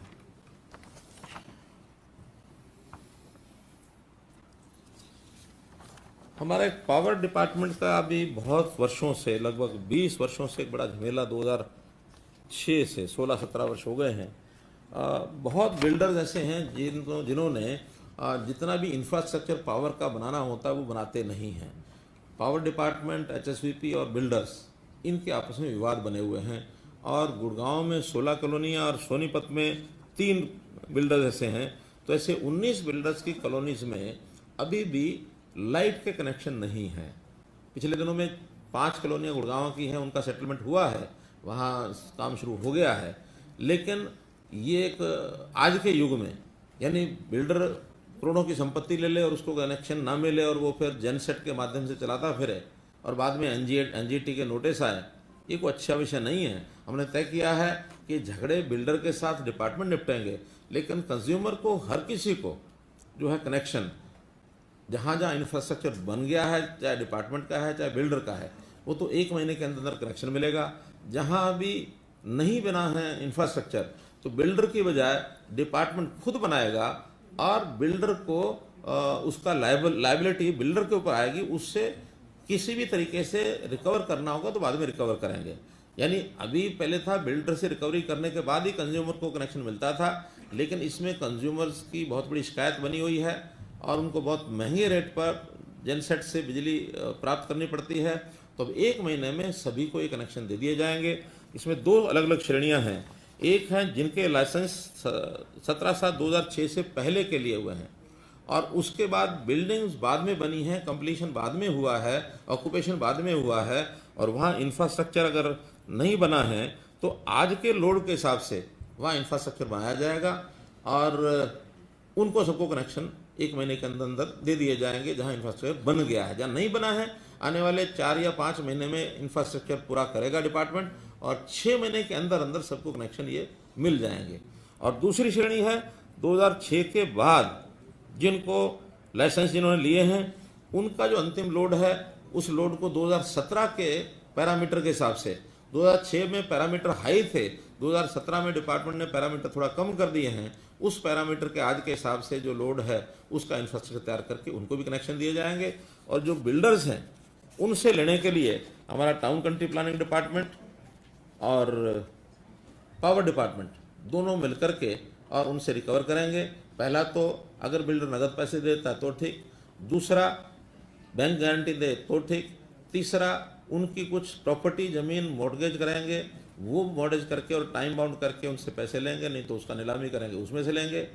चौथा तरीका जो कंज्यूमर हैं, क्योंकि अभी 4-5 जगह पर कंज्यूमर्स ने कंट्रीब्यूट किया कि इतना पैसा हम कंट्रीब्यूट करके दे देते हैं, बिल्डर दे ना दे, वो अगर कंट्रीब्यूट करके देते हैं तो वो तरीका पहले से चल ही रहा है। चौथा, पाँचवा ऐसे कंज्यूमर जो कहते हैं एक साथ हम नहीं दे सकते, हम एक गारंटी मनी महीने का महीने हमारे से कुछ चार्जेस ले लिए जाएं और अगर बिल्डर से रिकवर हो गया तो उन कंज्यूमर को वापस मिल जाएगा, नहीं रिकवर हुआ तो फिर कोर्ट में सिविल सूट के माध्यम से उसमें जो कंज्यूमर हैं यानी रेजिडेंट वेलफेयर एसोसिएशन वो भी उसमें पार्टी होगी और अगर रिकवर नहीं होता है तो उनसे जो पैसा लिया जाएगा उसको उतना ही लिया जाएगा जितना बिल्डर्स के ड्यू है।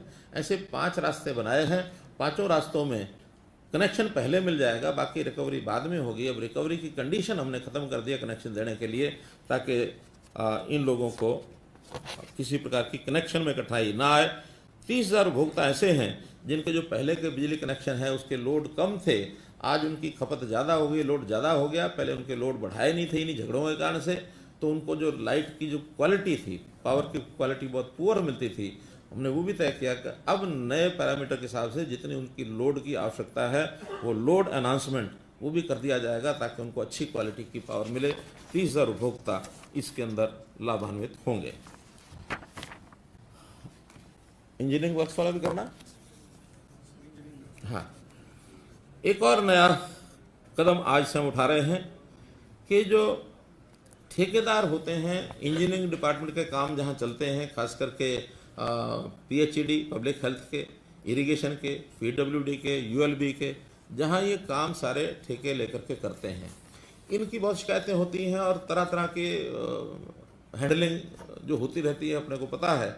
इसको दूर करने के लिए इनका भी एक सारा सिस्टम एक पोर्टल बना करके ऑनलाइन कर दिया है, वो भी अगले कुछ दिन में लागू हो जाएगा। आज उसकी प्रेजेंटेशन मैंने देखी है, बहुत अच्छा है, लेकिन उसमें टेक्निकल 1-2 सुझाव जो आए उसको ठीक करते ही 5-7-10 दिन में इसको हम लागू करेंगे। उसका आप लोगों को दोबारा से बता दिया जाएगा, लेकिन उसका तैयार कर दिया हमने हरियाणा इंजीनियरिंग वर्क्स पोर्टल, जिसमें चारों डिपार्टमेंट के ऊपर जो भी निविदाओं में भाग लेने वाले यानी जो टेंडर में भाग लेने वाले जो लोग हैं वो पहले अपने आप को रजिस्टर कराएंगे।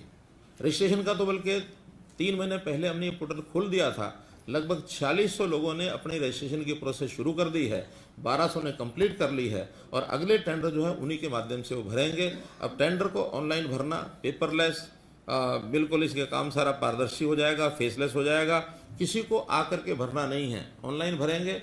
ऑनलाइन भरने के बाद उसको बिडिंग जो भी है उसको ओपन होकर के उसको मिलेगी, उसका जो भी पंजीकरण करेगा जो ऐसा जो कंट्रैक्टर है उस कंट्रैक्टर की पिछले जितने काम है उसका भी उल्लेख उसमें किया जाएगा, उसकी एक ACR भी बनेगी और जो अच्छे कंट्रैक्टर हैं उनको जो है EMD इससे भी छूट मिलेगी, कोई उनको अर्नेस्ट मनी डिपॉजिट नहीं करना पड़ेगा, लेकिन उनके काम की क्वालिटी क्या थी ये सारी भी उसको दर्ज होती रहेगी ताकि आगे भी कम से कम प्रदेश के अंदर के जो कंट्रैक्टर हैं वो पारदर्शी तरीके से सब चीज़ें उनकी होंगी। बाद में उनको जो ये भरना पड़ता है क्या EMD क्या बोलते हैं उसको,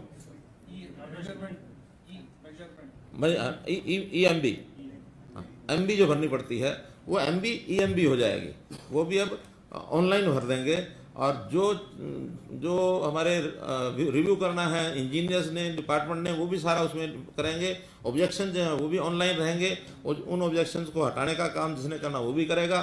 बिलिंग जो है वो भी ऑनलाइन होगी, पेमेंट जो है वो ऑटोमेटिकली उनको चली जाएगी। हमारा जो ट्रेजरी डिपार्टमेंट है उसका जोड़ दिया है, जैसे ही बिल पास होगा उनको पेमेंट पहुंच जाएगी। 30 दिन के अंदर पेमेंट करने का प्रावधान है, और 30 दिन से डिपार्टमेंट अगर लेट करेगा तो उनको एक इंटरेस्ट भी मिलेगा। अब ये नहीं कि 6-6 महीने 2 साल 3-3 साल पेमेंट के पीछे भागते रहेंगे, इंटरेस्ट मिलेगा। हाँ, अगर हमारा फाइनेंस डिपार्टमेंट चुस्त होगा और 30 दिन से पहले पेमेंट कर देगा तो उतना इंटरेस्ट काट भी लेंगे। क्यों? जैसे अखबारों ने किया, आपको ध्यान में ही है कि हमने जो डीपीआर ने हमारा ERP जो बनाया है, अभी तक कितना काट चुके हैं पैसा? 22 लाख रुपए करीब। 22 लाख रुपया कमा लिया हमारे डीपीआर महोदय कि आपको जल्दी पेमेंट करके। MD साहब का मेहरबानी। हाँ, अब कोई पेमेंट में दिक्कत तो नहीं होती ना? नहीं तो 2-2 साल 3-3 साल चक्कर काटते थे आप लोग भी। अब वो चक्कर कंट्रैक्टर्स के भी बंद कर दिए, और हमारा फाइनेंस डिपार्टमेंट बहुत चुस्त है इस मामले में, इसलिए उनके पास पैसों की कमी होती नहीं है। वो कहते हैं जल्दी दे और कुछ 22 लाख बचा लो कुछ। तो प्रदेश के हित में काम करने वाले सब लोग हैं, उनका बहुत बहुत आभार है, और उसी में हम सब लोग, आप सब लोग मिलकर के सहयोग करेंगे। तो मोटे तौर पर आज हमने ये जो 11 नए ऐसे प्रोग्राम, ऐसे जो चीज़ों के लॉन्च, ये सब आप हमने किए हैं। 1 नवंबर का इतना बड़ा जो पैकेज है, ये शायद पहली बार किया होगा। आज जनता को इतनी सारी सुविधाएं हमने दी हैं, ये विषय आपके सामने मैंने रखना था। फिर भी कोई आपको कोई प्रश्न, कोई शंका, कोई शुबा कोई हो तो 15-20 मिनट का समय है। सर, पारदर्शिता, विकास और हर्ष की कड़ी में आज माननीय मुख्यमंत्री महोदय जी ने आज बहुत सारी नवीन घोषणाएं करी हैं, और हाल में ही एक कार्यक्रम में माननीय प्रधानमंत्री जी ने भी इस चीज का जिक्र किया था कि हरियाणा न केवल पूरे देश को बल्कि केंद्र सरकार को भी कई बार रास्ता दिखाता है, और नए जो ऐसे इनोवेटिव प्रोजेक्ट्स हैं जिनसे गवर्नेंस में पारदर्शिता आ रही है, लोगों को सेवाएं सुगम तौर पर मिल रही हैं, तो उसी की कड़ी में आज माननीय मुख्यमंत्री जी ने घोषणाएं करी हैं। इस पर मैं अनुरोध करूंगा कि लघु फिल्म के माध्यम से एक प्रस्तुतिकरण किया जाए। विकास मॉडल कल्याणकारी योजनाओं के क्रियान्वयन से अंतिम पायदान पर खड़े जरूरतमंद व्यक्ति को लाभ और सुशासन की ओर बढ़ते हरियाणा को देश में मिली एक नई पहचान। माननीय प्रधानमंत्री श्री नरेंद्र मोदी जी के उत्साहवर्धन के लिए भी हरियाणा धन्यवाद करता है। अनेक दशकों के बाद हरियाणा को मनोहर लाल जी खट्टर के नेतृत्व में शुद्ध रूप से ईमानदारी से काम करने वाली सरकार मिली। तो पिछले 5 दशक में सबसे उत्तम काम करने वाली, इनोवेटिव काम करने वाली, दूर की सोच के काम करने वाली ये हरियाणा सरकार है। हरियाणा दिवस के इस मुबारक मौके पर माननीय मुख्यमंत्री श्री मनोहर लाल जी के नेतृत्व में हरियाणा के आम जन से जुड़े 3 नए कार्यक्रमों की शुरुआत। हरियाणा ग्राम पंचायत संरक्षक योजना के तहत कुल 6311 ग्राम पंचायतों के संपूर्ण विकास की रूपरेखा तैयार की गई है। हरियाणा सरकार के अधीन किसी भी विभाग में नियमित पद पर कार्यरत अखिल भारतीय सेवा के अधिकारियों सहित राज्य सरकार के सभी ग्रुप ए के अधिकारी प्रदेश की किसी भी एक पंचायत के संरक्षक बन सकेंगे, यानी एक पंचायत एक संरक्षक। ग्राम पंचायत संरक्षक योजना से हरियाणा की ग्राम पंचायतों तक सरकार की योजनाओं, कार्यक्रमों, पंचायतों के मुद्दों और समस्याओं की जानकारी सीधे शीर्ष स्तर तक पहुंचेगी। संक्षिप्त में कहा जाए तो हरियाणा ग्राम पंचायत संरक्षक योजना हर पंचायत के समग्र विकास के नए युग का आरंभ है। परिवार पहचान पत्र योजना बढ़ते और गतिशील हरियाणा में आम जन का हक सुनिश्चित कर रही है। वास्तविक पात्र लोगों तक सरकार की योजनाओं का लाभ पहुंचाने की दिशा में ये एक बड़ा कदम है। इसी श्रृंखला में देश में अपनी तरह की अनूठी पहल करते हुए हरियाणा सरकार ने 400 से अधिक सेवाएं परिवार पहचान पत्र के साथ जोड़ दी हैं। हरियाणा के प्रत्येक परिवार को 8 अंकों का विशिष्ट पहचान पत्र प्रदान किया जा रहा है। सरकार के इस निर्णय से पारदर्शिता के साथ हर योजना उस व्यक्ति तक पहुंचेगी जो उसका हकदार है। हरियाणा सरकार की सरकारी संस्थाओं द्वारा संविदात्मक यानी कॉन्ट्रैक्चुअल मैन पावर की नियुक्ति में गैर मानकीकृत चयन प्रक्रियाएं मैन पावर को नियुक्त करने में पारदर्शिता का अभाव, विलंबी से भुगतान न करना या राज्य आरक्षण नीति और अन्य सरकारी अधिसूचनाओं का पालन न करने जैसी शिकायतों को हरियाणा सरकार ने गंभीरता से लिया।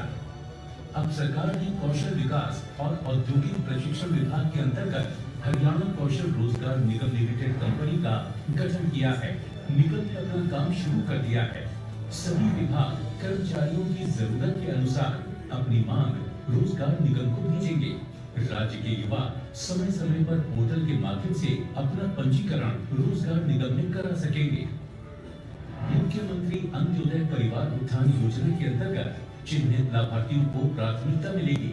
सरकार का लक्ष्य है कि ऐसे परिवारों की न्यूनतम वार्षिक आय 1,80,000 हो। पोर्टल पर मैन पावर की आवश्यकता की सूचना उपलब्ध होगी। मौजूदा संविदात्मक मैन पावर को आईटी पोर्टल पर अपडेट किया जाएगा। फिर पारदर्शिता की एक नई मिसाल, व्यवस्था परिवर्तन, हरियाणा खुशहाल।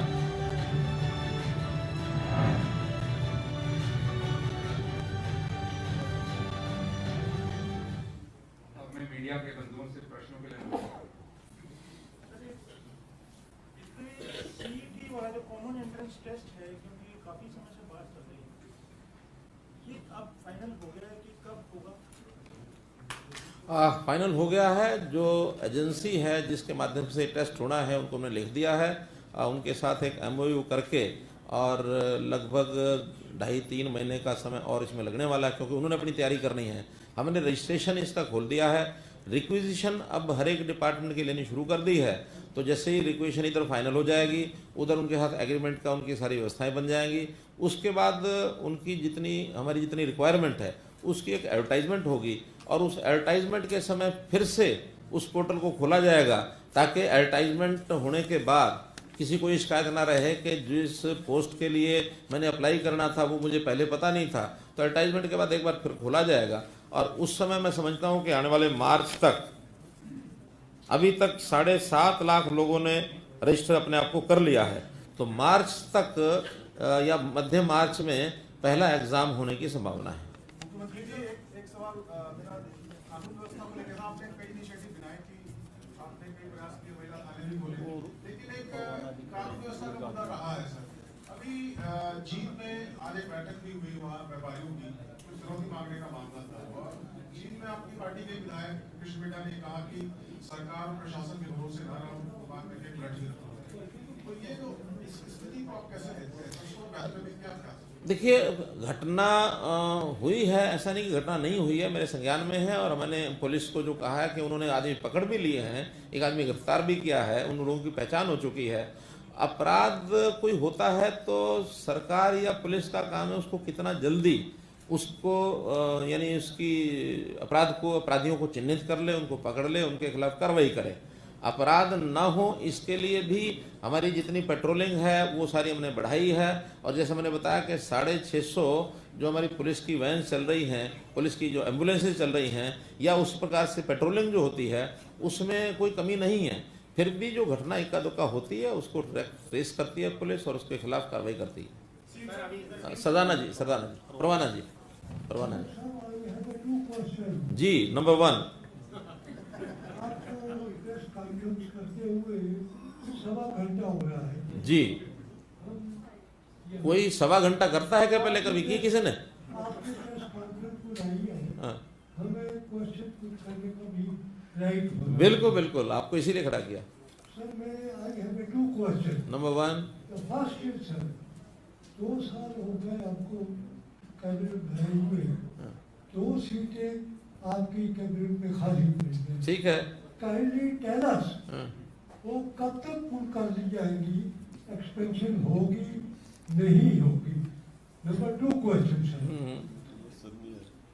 हरियाणा स्टेट में मार्केट कमेटियाँ अब वो ढिलान हो गई हैं और उनका जो काम करने का जो तरीका है, जो भाग है, वो आपकी तरफ से गवर्नमेंट की ओर से एडमिनिस्ट्रेटर चला रहे हैं।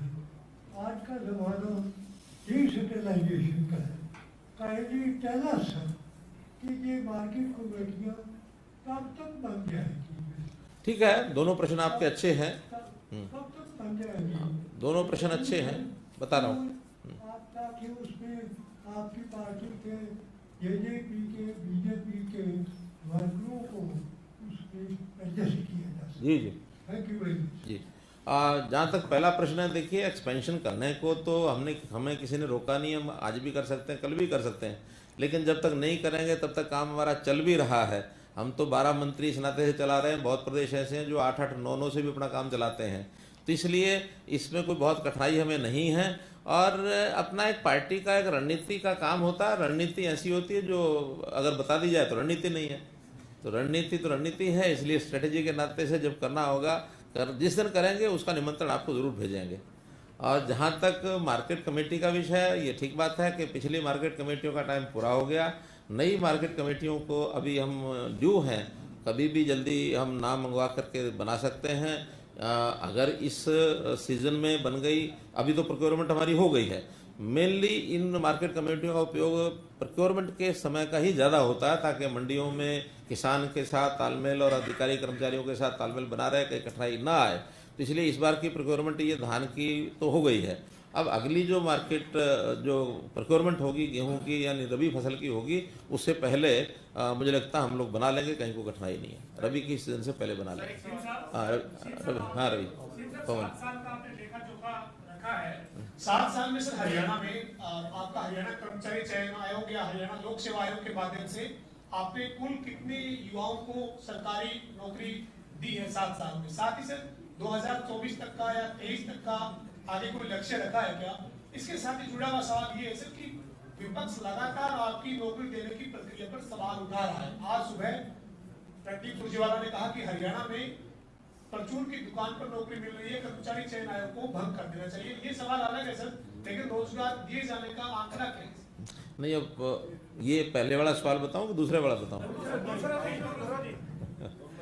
देखिए, जहां तक चयन आयोग के माध्यम से नौकरी देने का विषय, हमने इन 7 सालों में लगभग 83,000 नौकरियां और ये हमने दी हैं, और बिल्कुल ट्रांसपेरेंसी से नौकरियां दी हैं। जिनको नौकरी मिली है वो भी पूरे के गांव उमड़ करके आते हैं कि इस प्रकार की नौकरी कभी किसी को मिली नहीं। परसों मेरे पास एक फ़ोन आया मेवात से, मेवात में पहली एक लड़की और सब इंस्पेक्टर बनी है, और एक ऐसे परिवार से बनी है जिसके पिता बिल्कुल अनपढ़ हैं। उसने पहले बीएससी की यहाँ से गुड़गांव से, एमएससी उसने राजस्थान से की, एमएससी करने के बाद वो लड़की और सब इंस्पेक्टर बनी है। उसका मेरे पास स्वयं फ़ोन आया वहाँ से कि मैं बहुत आपका कृतज्ञ हूँ, मेरा तो कभी सोच भी नहीं सकता था कि मेरे जैसे परिवार में से कोई लड़की सब इंस्पेक्टर बनेगी। लगभग 1-2 जिलों को छोड़ करके और 20 जिलों में से ये भर्तियाँ हुई हैं।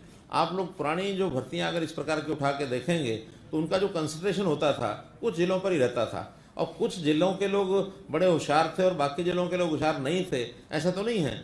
एक डिस्ट्रीब्यूशन से आपको पता लग जाएगा कि सारे हरियाणा की भर्तियां हुई, कैसी हुई, किन परिवारों की हुई हैं। हालांकि मुझे बताना चाहिए कि नहीं बताना चाहिए, ऐसी जो 64 लड़कियां जो सब इंस्पेक्टर बनी हैं, उनमें से सिर्फ 6 ऐसी हैं जिनके पिताजी या परिवार में भाई या कोई भी सरकारी कर्मचारी हैं। 58 ऐसी हैं जिसके घर में एक भी सरकारी कर्मचारी नहीं है। यानी इसमें से आप अंदाजा लगा सकते हैं, ग्रामीण बैकग्राउंड की उसमें बहुत ज़्यादा हैं लड़कियां, शहरों की भी हैं। तो हम ट्रांसपेरेंसी से करते हैं, कहीं चूक होती है, उस चूक को पकड़ने वाले हम लोग हैं। पूरे कांग्रेस के शासनकाल में 10 साल में मात्र 5 या 6 बार इस प्रकार के केस पकड़े गए, एफआईआर हुई, और उनके ही कार्यकाल में एफआईआर क्वैश हो गई या वो नीचे निर्णय ऐसे हो गए कि नहीं, इनका कोई दोष नहीं है। हमने अपने 7 साल में 42 एफआईआर कराई हैं। आखिर हम अगर कोई छुपाना चाहते तो एफआईआर कराने का काम तो हमारा ही था, हम क्यों कराते? हमें जहां भी कोई किसी प्रकार की गड़बड़ होती है तो एफआईआर कराते हैं। इसका मतलब ये नहीं कि ये इस समय दोष ज्यादा हो गया, ये दोष कई सालों से चल रहा है, इनके गैंग पकड़े जा रहे हैं और नए नए तरीके से। क्योंकि आज जैसे साइबर क्राइम की बात कर रहा हूँ, इस प्रकार के सारे मेथड जो है चल रहे हैं, इनमें से कहीं ना कहीं जो लीकेज होती है उस लीकेज को हम पकड़ते हैं। इसलिए हम जो भर्ती हो रही है बिल्कुल किसी प्रकार की कोई उसमें कहीं गड़बड़ नहीं है। आज जो बात कही गई कि पेपर जो है 4-4 पेपर लिए गए हैं, जब एक पेपर होता है तो आप ये कहते हैं कि एक ही पेपर था, वो पास वाला भी वही पेपर दे रहा था, ये भी एक कमरे में 15 लोगों का एग्जाम पास हो गए, 20 हो गए, 5 हो गए, इस प्रकार इसका है। और उसको रोकने के लिए अगर कमीशन ने एक नया मेथड अडॉप्ट किया है कि उस कमरे में एक पेपर नहीं होगा, 4 लोग अलग अलग पास बैठे अलग अलग पेपर देंगे, इसका मतलब ये कि वो करप्शन यानी कॉपिंग को रोकने के लिए सब किया गया। हाँ, इसका न्यूट्रलाइजेशन, नॉर्मलाइजेशन ये करने का उनका तरीका है कंपनी का अपना। कंपनी हर एक पेपर की इवैल्यूएशन जो करती है, उन पेपर का सेट अलग अलग जो होता है उसके अंदर मार्क्स के हिसाब से उसका नॉर्मलाइजेशन किया जाता है। और नॉर्मलाइजेशन एक ऐसा तरीका है जिसको कोर्ट्स ने भी कहा है कि हाँ ये ठीक है। हर एक कोई कठिन पेपर है तो उसके मार्क्स मानो कम आएंगे, आसान पेपर है मार्क्स ज़्यादा आएंगे, लेकिन नॉर्मलाइजेशन करके सबको बराबर किया जाता है, एक मेथड है। इस मेथड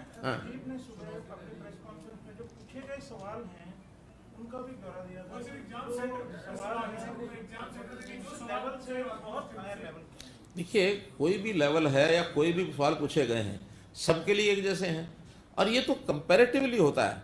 मानो आसान प्रश्न पूछे जाएंगे तो 98, 99 प्लस मार्क्स आएंगे, कठिन पूछे जाएंगे तो 85 आ जाएंगे या 75 आएंगे, है तो सबके लिए एक जैसा। जो परीक्षा पत्र होता है वो सबके लिए एक जैसा होता है, सबका IQ, सबका सब्जेक्ट की जानकारी, ये सब उसमें से पूछी जाती है। उसमें से जो योग्य होंगे, मेरिट के होंगे, वो ऊपर आएंगे। अगर आसान होंगे तो भी मेरिट वाले आएंगे, थोड़ा कठिन होंगे तो भी मेरिट वाले आएंगे। कठिन है तो सबके लिए है, आसान है तो सबके लिए है। और ये फिर एक जो पेपर सेटर होता है, पेपर सेटर को एक सब्जेक्ट कोर्स बताया जाता है, सब्जेक्ट बताया जाता है, सिलेबस बताया जाता है। उस सिलेबस में से उसने बनाना होता है, उसकी पूरी छूट होती है किस प्रकार का वो पेपर बनाए। इसमें न तो कमीशन की कोई दखलंदाजी होती है, न कोई सरकारी किसी कर्मचारी की दखलंदाजी होती है। पेपर सेटर दिए गए पैरामीटर्स के अंतर्गत पेपर बनाता है। सर लेकिन इसमें एक चीज और है, जैसे सामान्य ज्ञान है या फिर कोई सब्जेक्ट है, उसके लिए कम से कम अंक निर्धारित किए जाए कि 15 नंबर का होगा, चाहे सेट भले ही 3 हो, लेकिन इसका वेरिएशन भी नहीं किया ही होगा, ऐसा नहीं कि नहीं किया होगा। बाकी ये चूंकि सारा विषय ऑटोनोमस बॉडी है, कमीशन के ऐसे रोज रोज के काम में दखलंदाजी सरकार की नहीं होती है।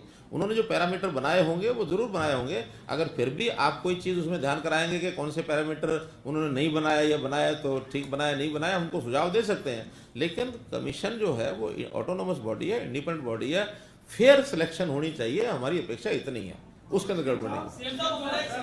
स्पीकर साहब ने अभी एक लड़के को पकड़ा जो संडे को इंटरव्यू देने आया था, उसका क्या था? फर्जी इंटरव्यू लेटर था। मैंने पहले बता दिया कि उस गैंग में भी 40 लोग पकड़े गए हैं, 90 लाख रुपया वहाँ लेन देन हुआ है, वो सारे के सारे रिजेक्ट कर दिए गए हैं। मैं तो कह रहा हूँ कि जो कमियां आती हैं उनको हम पकड़ते हैं। बाकायदा पंचकुला में एक ऑफिस बना हुआ था, 4 उसमें कमरे थे, 8-10 लोग वहाँ पकड़े गए, उसको सील कर दिया गया। इससे ऊपर हम क्या करेंगे? आखिर हम तो कहीं कोई अपराध हो रहा है, उस अपराधी को पकड़ना, उसके खिलाफ कार्रवाई करना, ये हमारा काम है। सीएम साहब मेरा एक सवाल, सर इधर हाँ चलो। सर, केंद्र सरकार दिल्ली यूनिवर्सिटी के कॉलेजेस हैं उनका नाम बदल रही है और सावरकर और सुषमा स्वराज जी के नाम रखी गई है। कांग्रेस पार्टी का ये कहना है कि शहीदों का अपमान किया जा रहा है। मेरा एक सवाल, दूसरा क्यों अपमान क्यों किया जा रहा है? पता नहीं सर, ये कांग्रेस पार्टी तो उन्हीं से पूछो। नहीं सर, मैं आपसे पूछ रहा हूँ कि नहीं, अगर वो शहीदों के नाम से संस्थानों के नाम रख रहे हैं तो इसमें हमारी आपत्ति क्या है? कुछ भी नहीं है। सर मेरा दूसरा सवाल ये है कि राकेश टिकैत ने केंद्र सरकार को ये चेतावनी दी है कि 26 नवंबर तक का आपके पास टाइम है। 27 नवंबर से किसान जो है वो ट्रैक्टर लेकर उनके बॉर्डर्स तक पहुंचेंगे, हरियाणा के और जितने भी बॉर्डर्स हैं, और जो तंबू वहां पर लगे हैं उनको मजबूत करने की कोशिश करेंगे। इस पर आप क्या देखते हैं? पहली बात तो कि 26 नवंबर हर साल आना है, ठीक है ना? तो कौन से साल का 26 नवंबर है ये तो मुझे भी पता नहीं, आपको भी पता नहीं, एक बार। और दूसरा 26 नवंबर भी आई जाने वाली, मानो इसी साल की है तो कौन सा कोई कई साल बाद आनी है? 25 दिनों 26 नवंबर भी आएगी।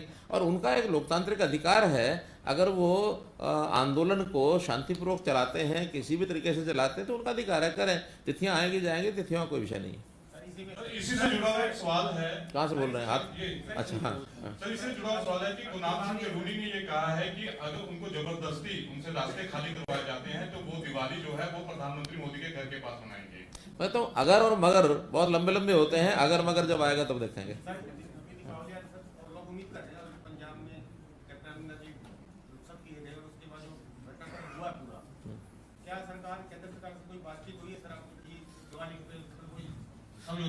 बात ये मैं अभी हरियाणा का मुख्यमंत्री हूँ, इससे आगे की बातें किसी और से पूछोगे ज़्यादा अच्छा है।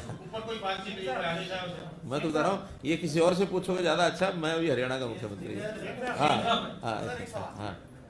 7 साल हो गए आपको, और जब आपने सरकार संभाली तब महंगाई की क्या स्थिति थी, आज महंगाई की क्या स्थिति, इस पूरी महंगाई के आंकड़ों को कैसे देखते हैं, जबकि तमाम जो दूसरी राजनीतिक पार्टियां कह रही हैं महंगाई से जनता त्रस्त है, त्राहिमाम मचा हुआ है, आप पूरे महंगाई किस तरीके से देखते? देखिए, पार्टी इन पावर और विपक्ष, ये दो अलग अलग खेमे रहते हैं हमेशा। कोई भी सरकार हो, हमारी हो तब, किसी और की हो तब, और ये जो आलोचना के विषय होते हैं, आलोचना के लिए आलोचना करना बड़ा आसान होता है, इसमें कहीं कोई दम नहीं है, तथ्य नहीं है।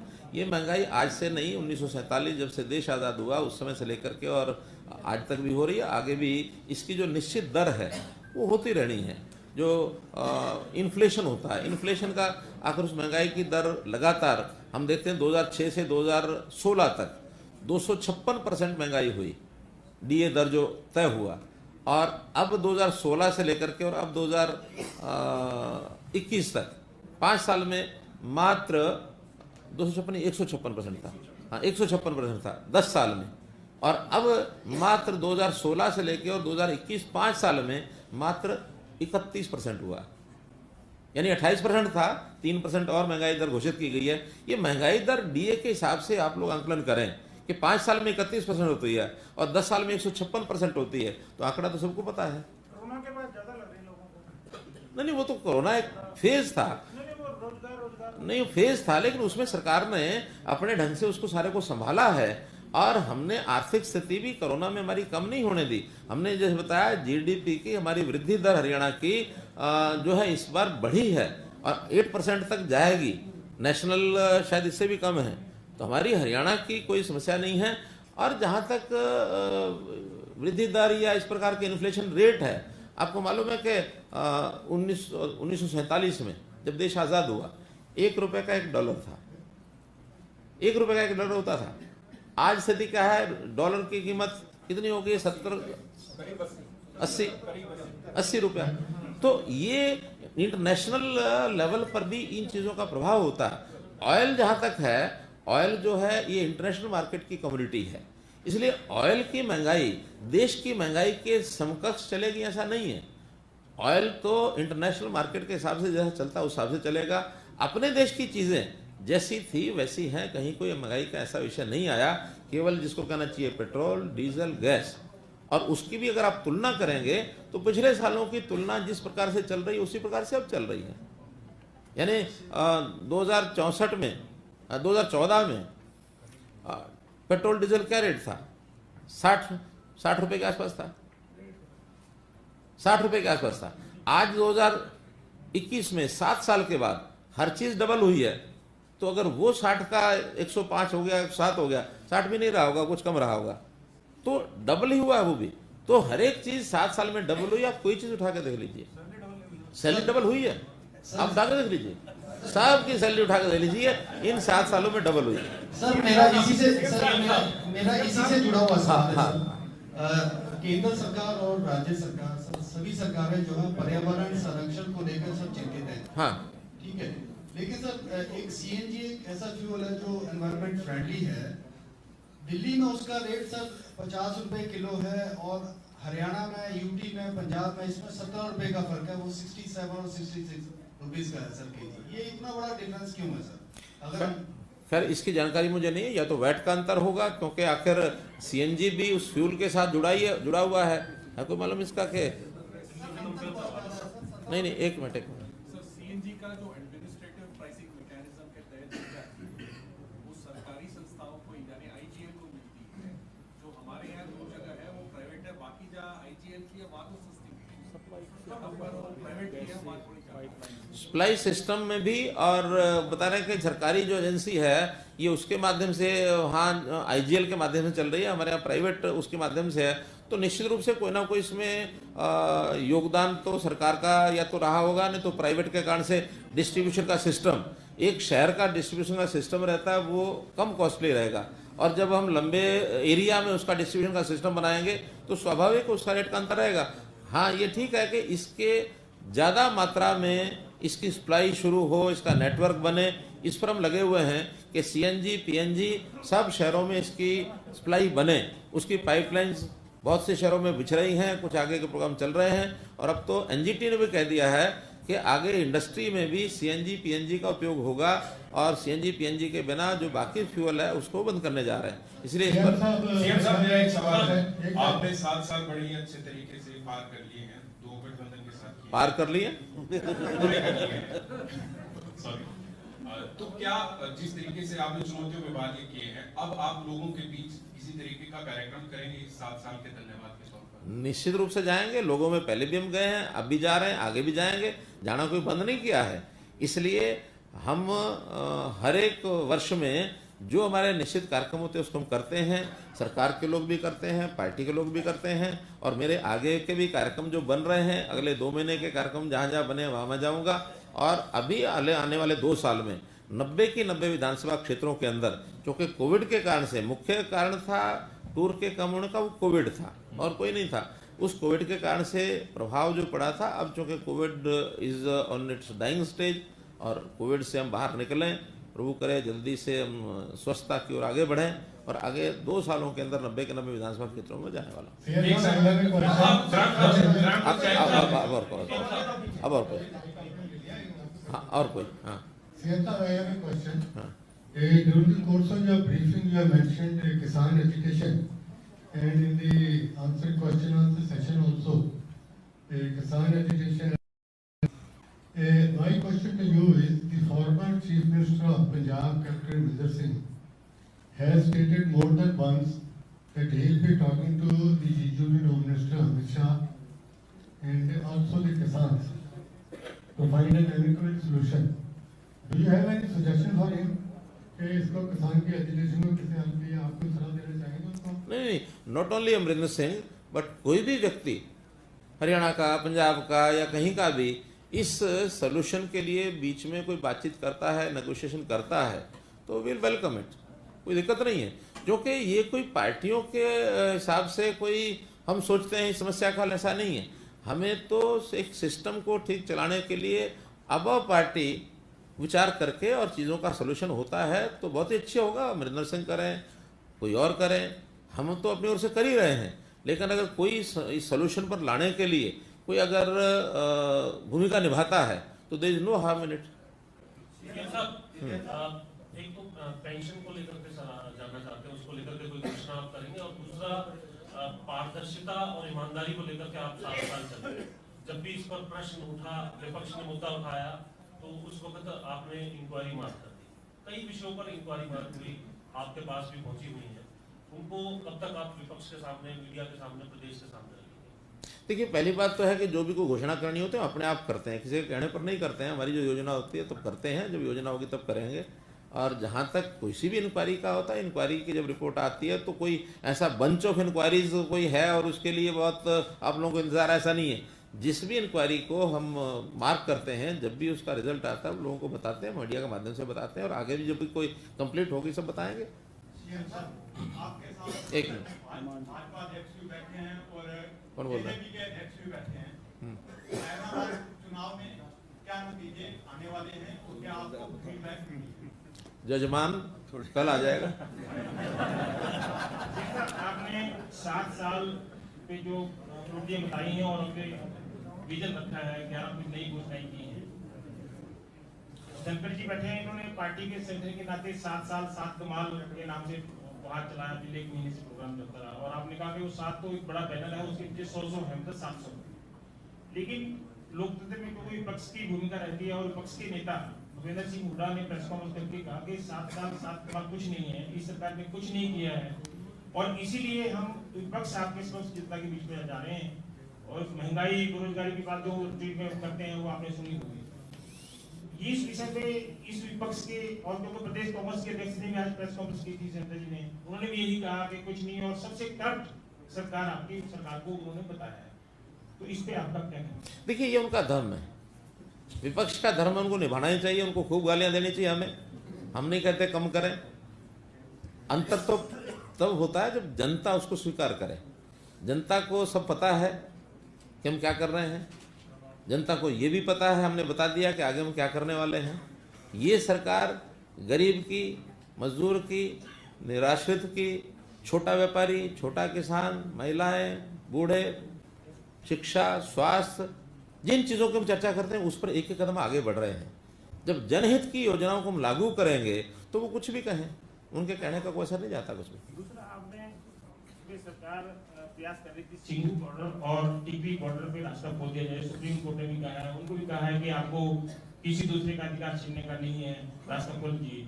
हमारी कमेटी ने मीटिंग की, लेकिन उन्होंने बाइक खोलने का सिर्फ उतना सा कि उधर से इशारा करेंगे, उधर से इशारा करेंगे, सिर्फ इतना सा लगेगा। तो मुझे लगता है सब लोग इंतजार कर रहे हैं कि ये सड़कें खुले, नुकसान बहुत हो चुका है, कई 1000 करोड़ का नुकसान तक हो चुका है। तो अब सरकार क्या कर रही है? हम तो यही चाहते हैं बातचीत के माध्यम से सारे रास्ते निकले। हमने कमेटी बनाई है होम सेक्रेटरी के देखरेख में। उस कमेटी ने पहले जब नेताओं को, इन किसान नेताओं को बुलाया, वो आए नहीं। बाद में जब सुप्रीम कोर्ट का थोड़ा सा उनको एक दिखाया गया कि हाँ भी सुप्रीम कोर्ट भी कोई निर्णय दे सकता है, तब वो आकर के तो भी उन्होंने अपने सेकंड लेवल के लोगों को भेजा, उनसे बातचीत हुई और एक रास्ता टिकरी बॉर्डर का खोलने की कुछ सहमति बनी, उतना खुल गया है। बातचीत अभी भी चालू है, सुप्रीम कोर्ट में केस अभी भी बाकी है। तो इसलिए हम सोचते हैं कि जल्दी इन समस्याओं का समाधान होगा। और वहाँ के लोग बहुत परेशान हैं, चाहे वो किसान हैं, चाहे इंडस्ट्री के लोग हैं, चाहे डेली अप डाउन करने वाले लोग, दोनों बॉर्डर से जो दिल्ली और हरियाणा आते जाते हैं, उनका बहुत एक उनको भी कष्ट है, कठिनाई भी बहुत है, नुकसान भी बहुत हो रहा है। इंडस्ट्री का बहुत बड़ा नुकसान हुआ है। अल्टीमेटली प्रदेश का जो नुकसान हो रहा है इसको समझना चाहिए सबको। और ये रास्ते बंद करना ये कोई समाधान नहीं है। आखिर यही रास्ते बंद करना समाधान होता तो ये 11 महीने में हो गया होता। तो इसलिए इस जिद को छोड़ करके रास्ते खुलने चाहिए, आवागमन होना चाहिए, लॉ ऑर्डर की स्थिति को बना के रखना चाहिए। इस नाते से एक जितना रास्ता खुला है उसमें थोड़ी राहत जरूर मिली होगी। अभी 5 फुट का कुछ रास्ता ऐसा खुला है, वो भी टिकरी बॉर्डर का, सिंघू बॉर्डर की बातचीत चल रही है। तो इसलिए जल्दी ये रास्ते खुलें, ऐसा प्रयत्न हम भी कर रहे हैं। और अगर आपकी इजाजत बस तीन सवाल नहीं, क्योंकि आप मुख्यमंत्री जी के पास जा रहे हैं और पूरी कैबिनेट बैठी होगी। जो आज का उन्होंने प्रेस कॉन्फ्रेंस की थी उसका केवल आधार तक कल का कांस्टेबल का प्रेस जो प्रश्न पत्र था, कि अगर इस विषय कोई 30 सवाल भी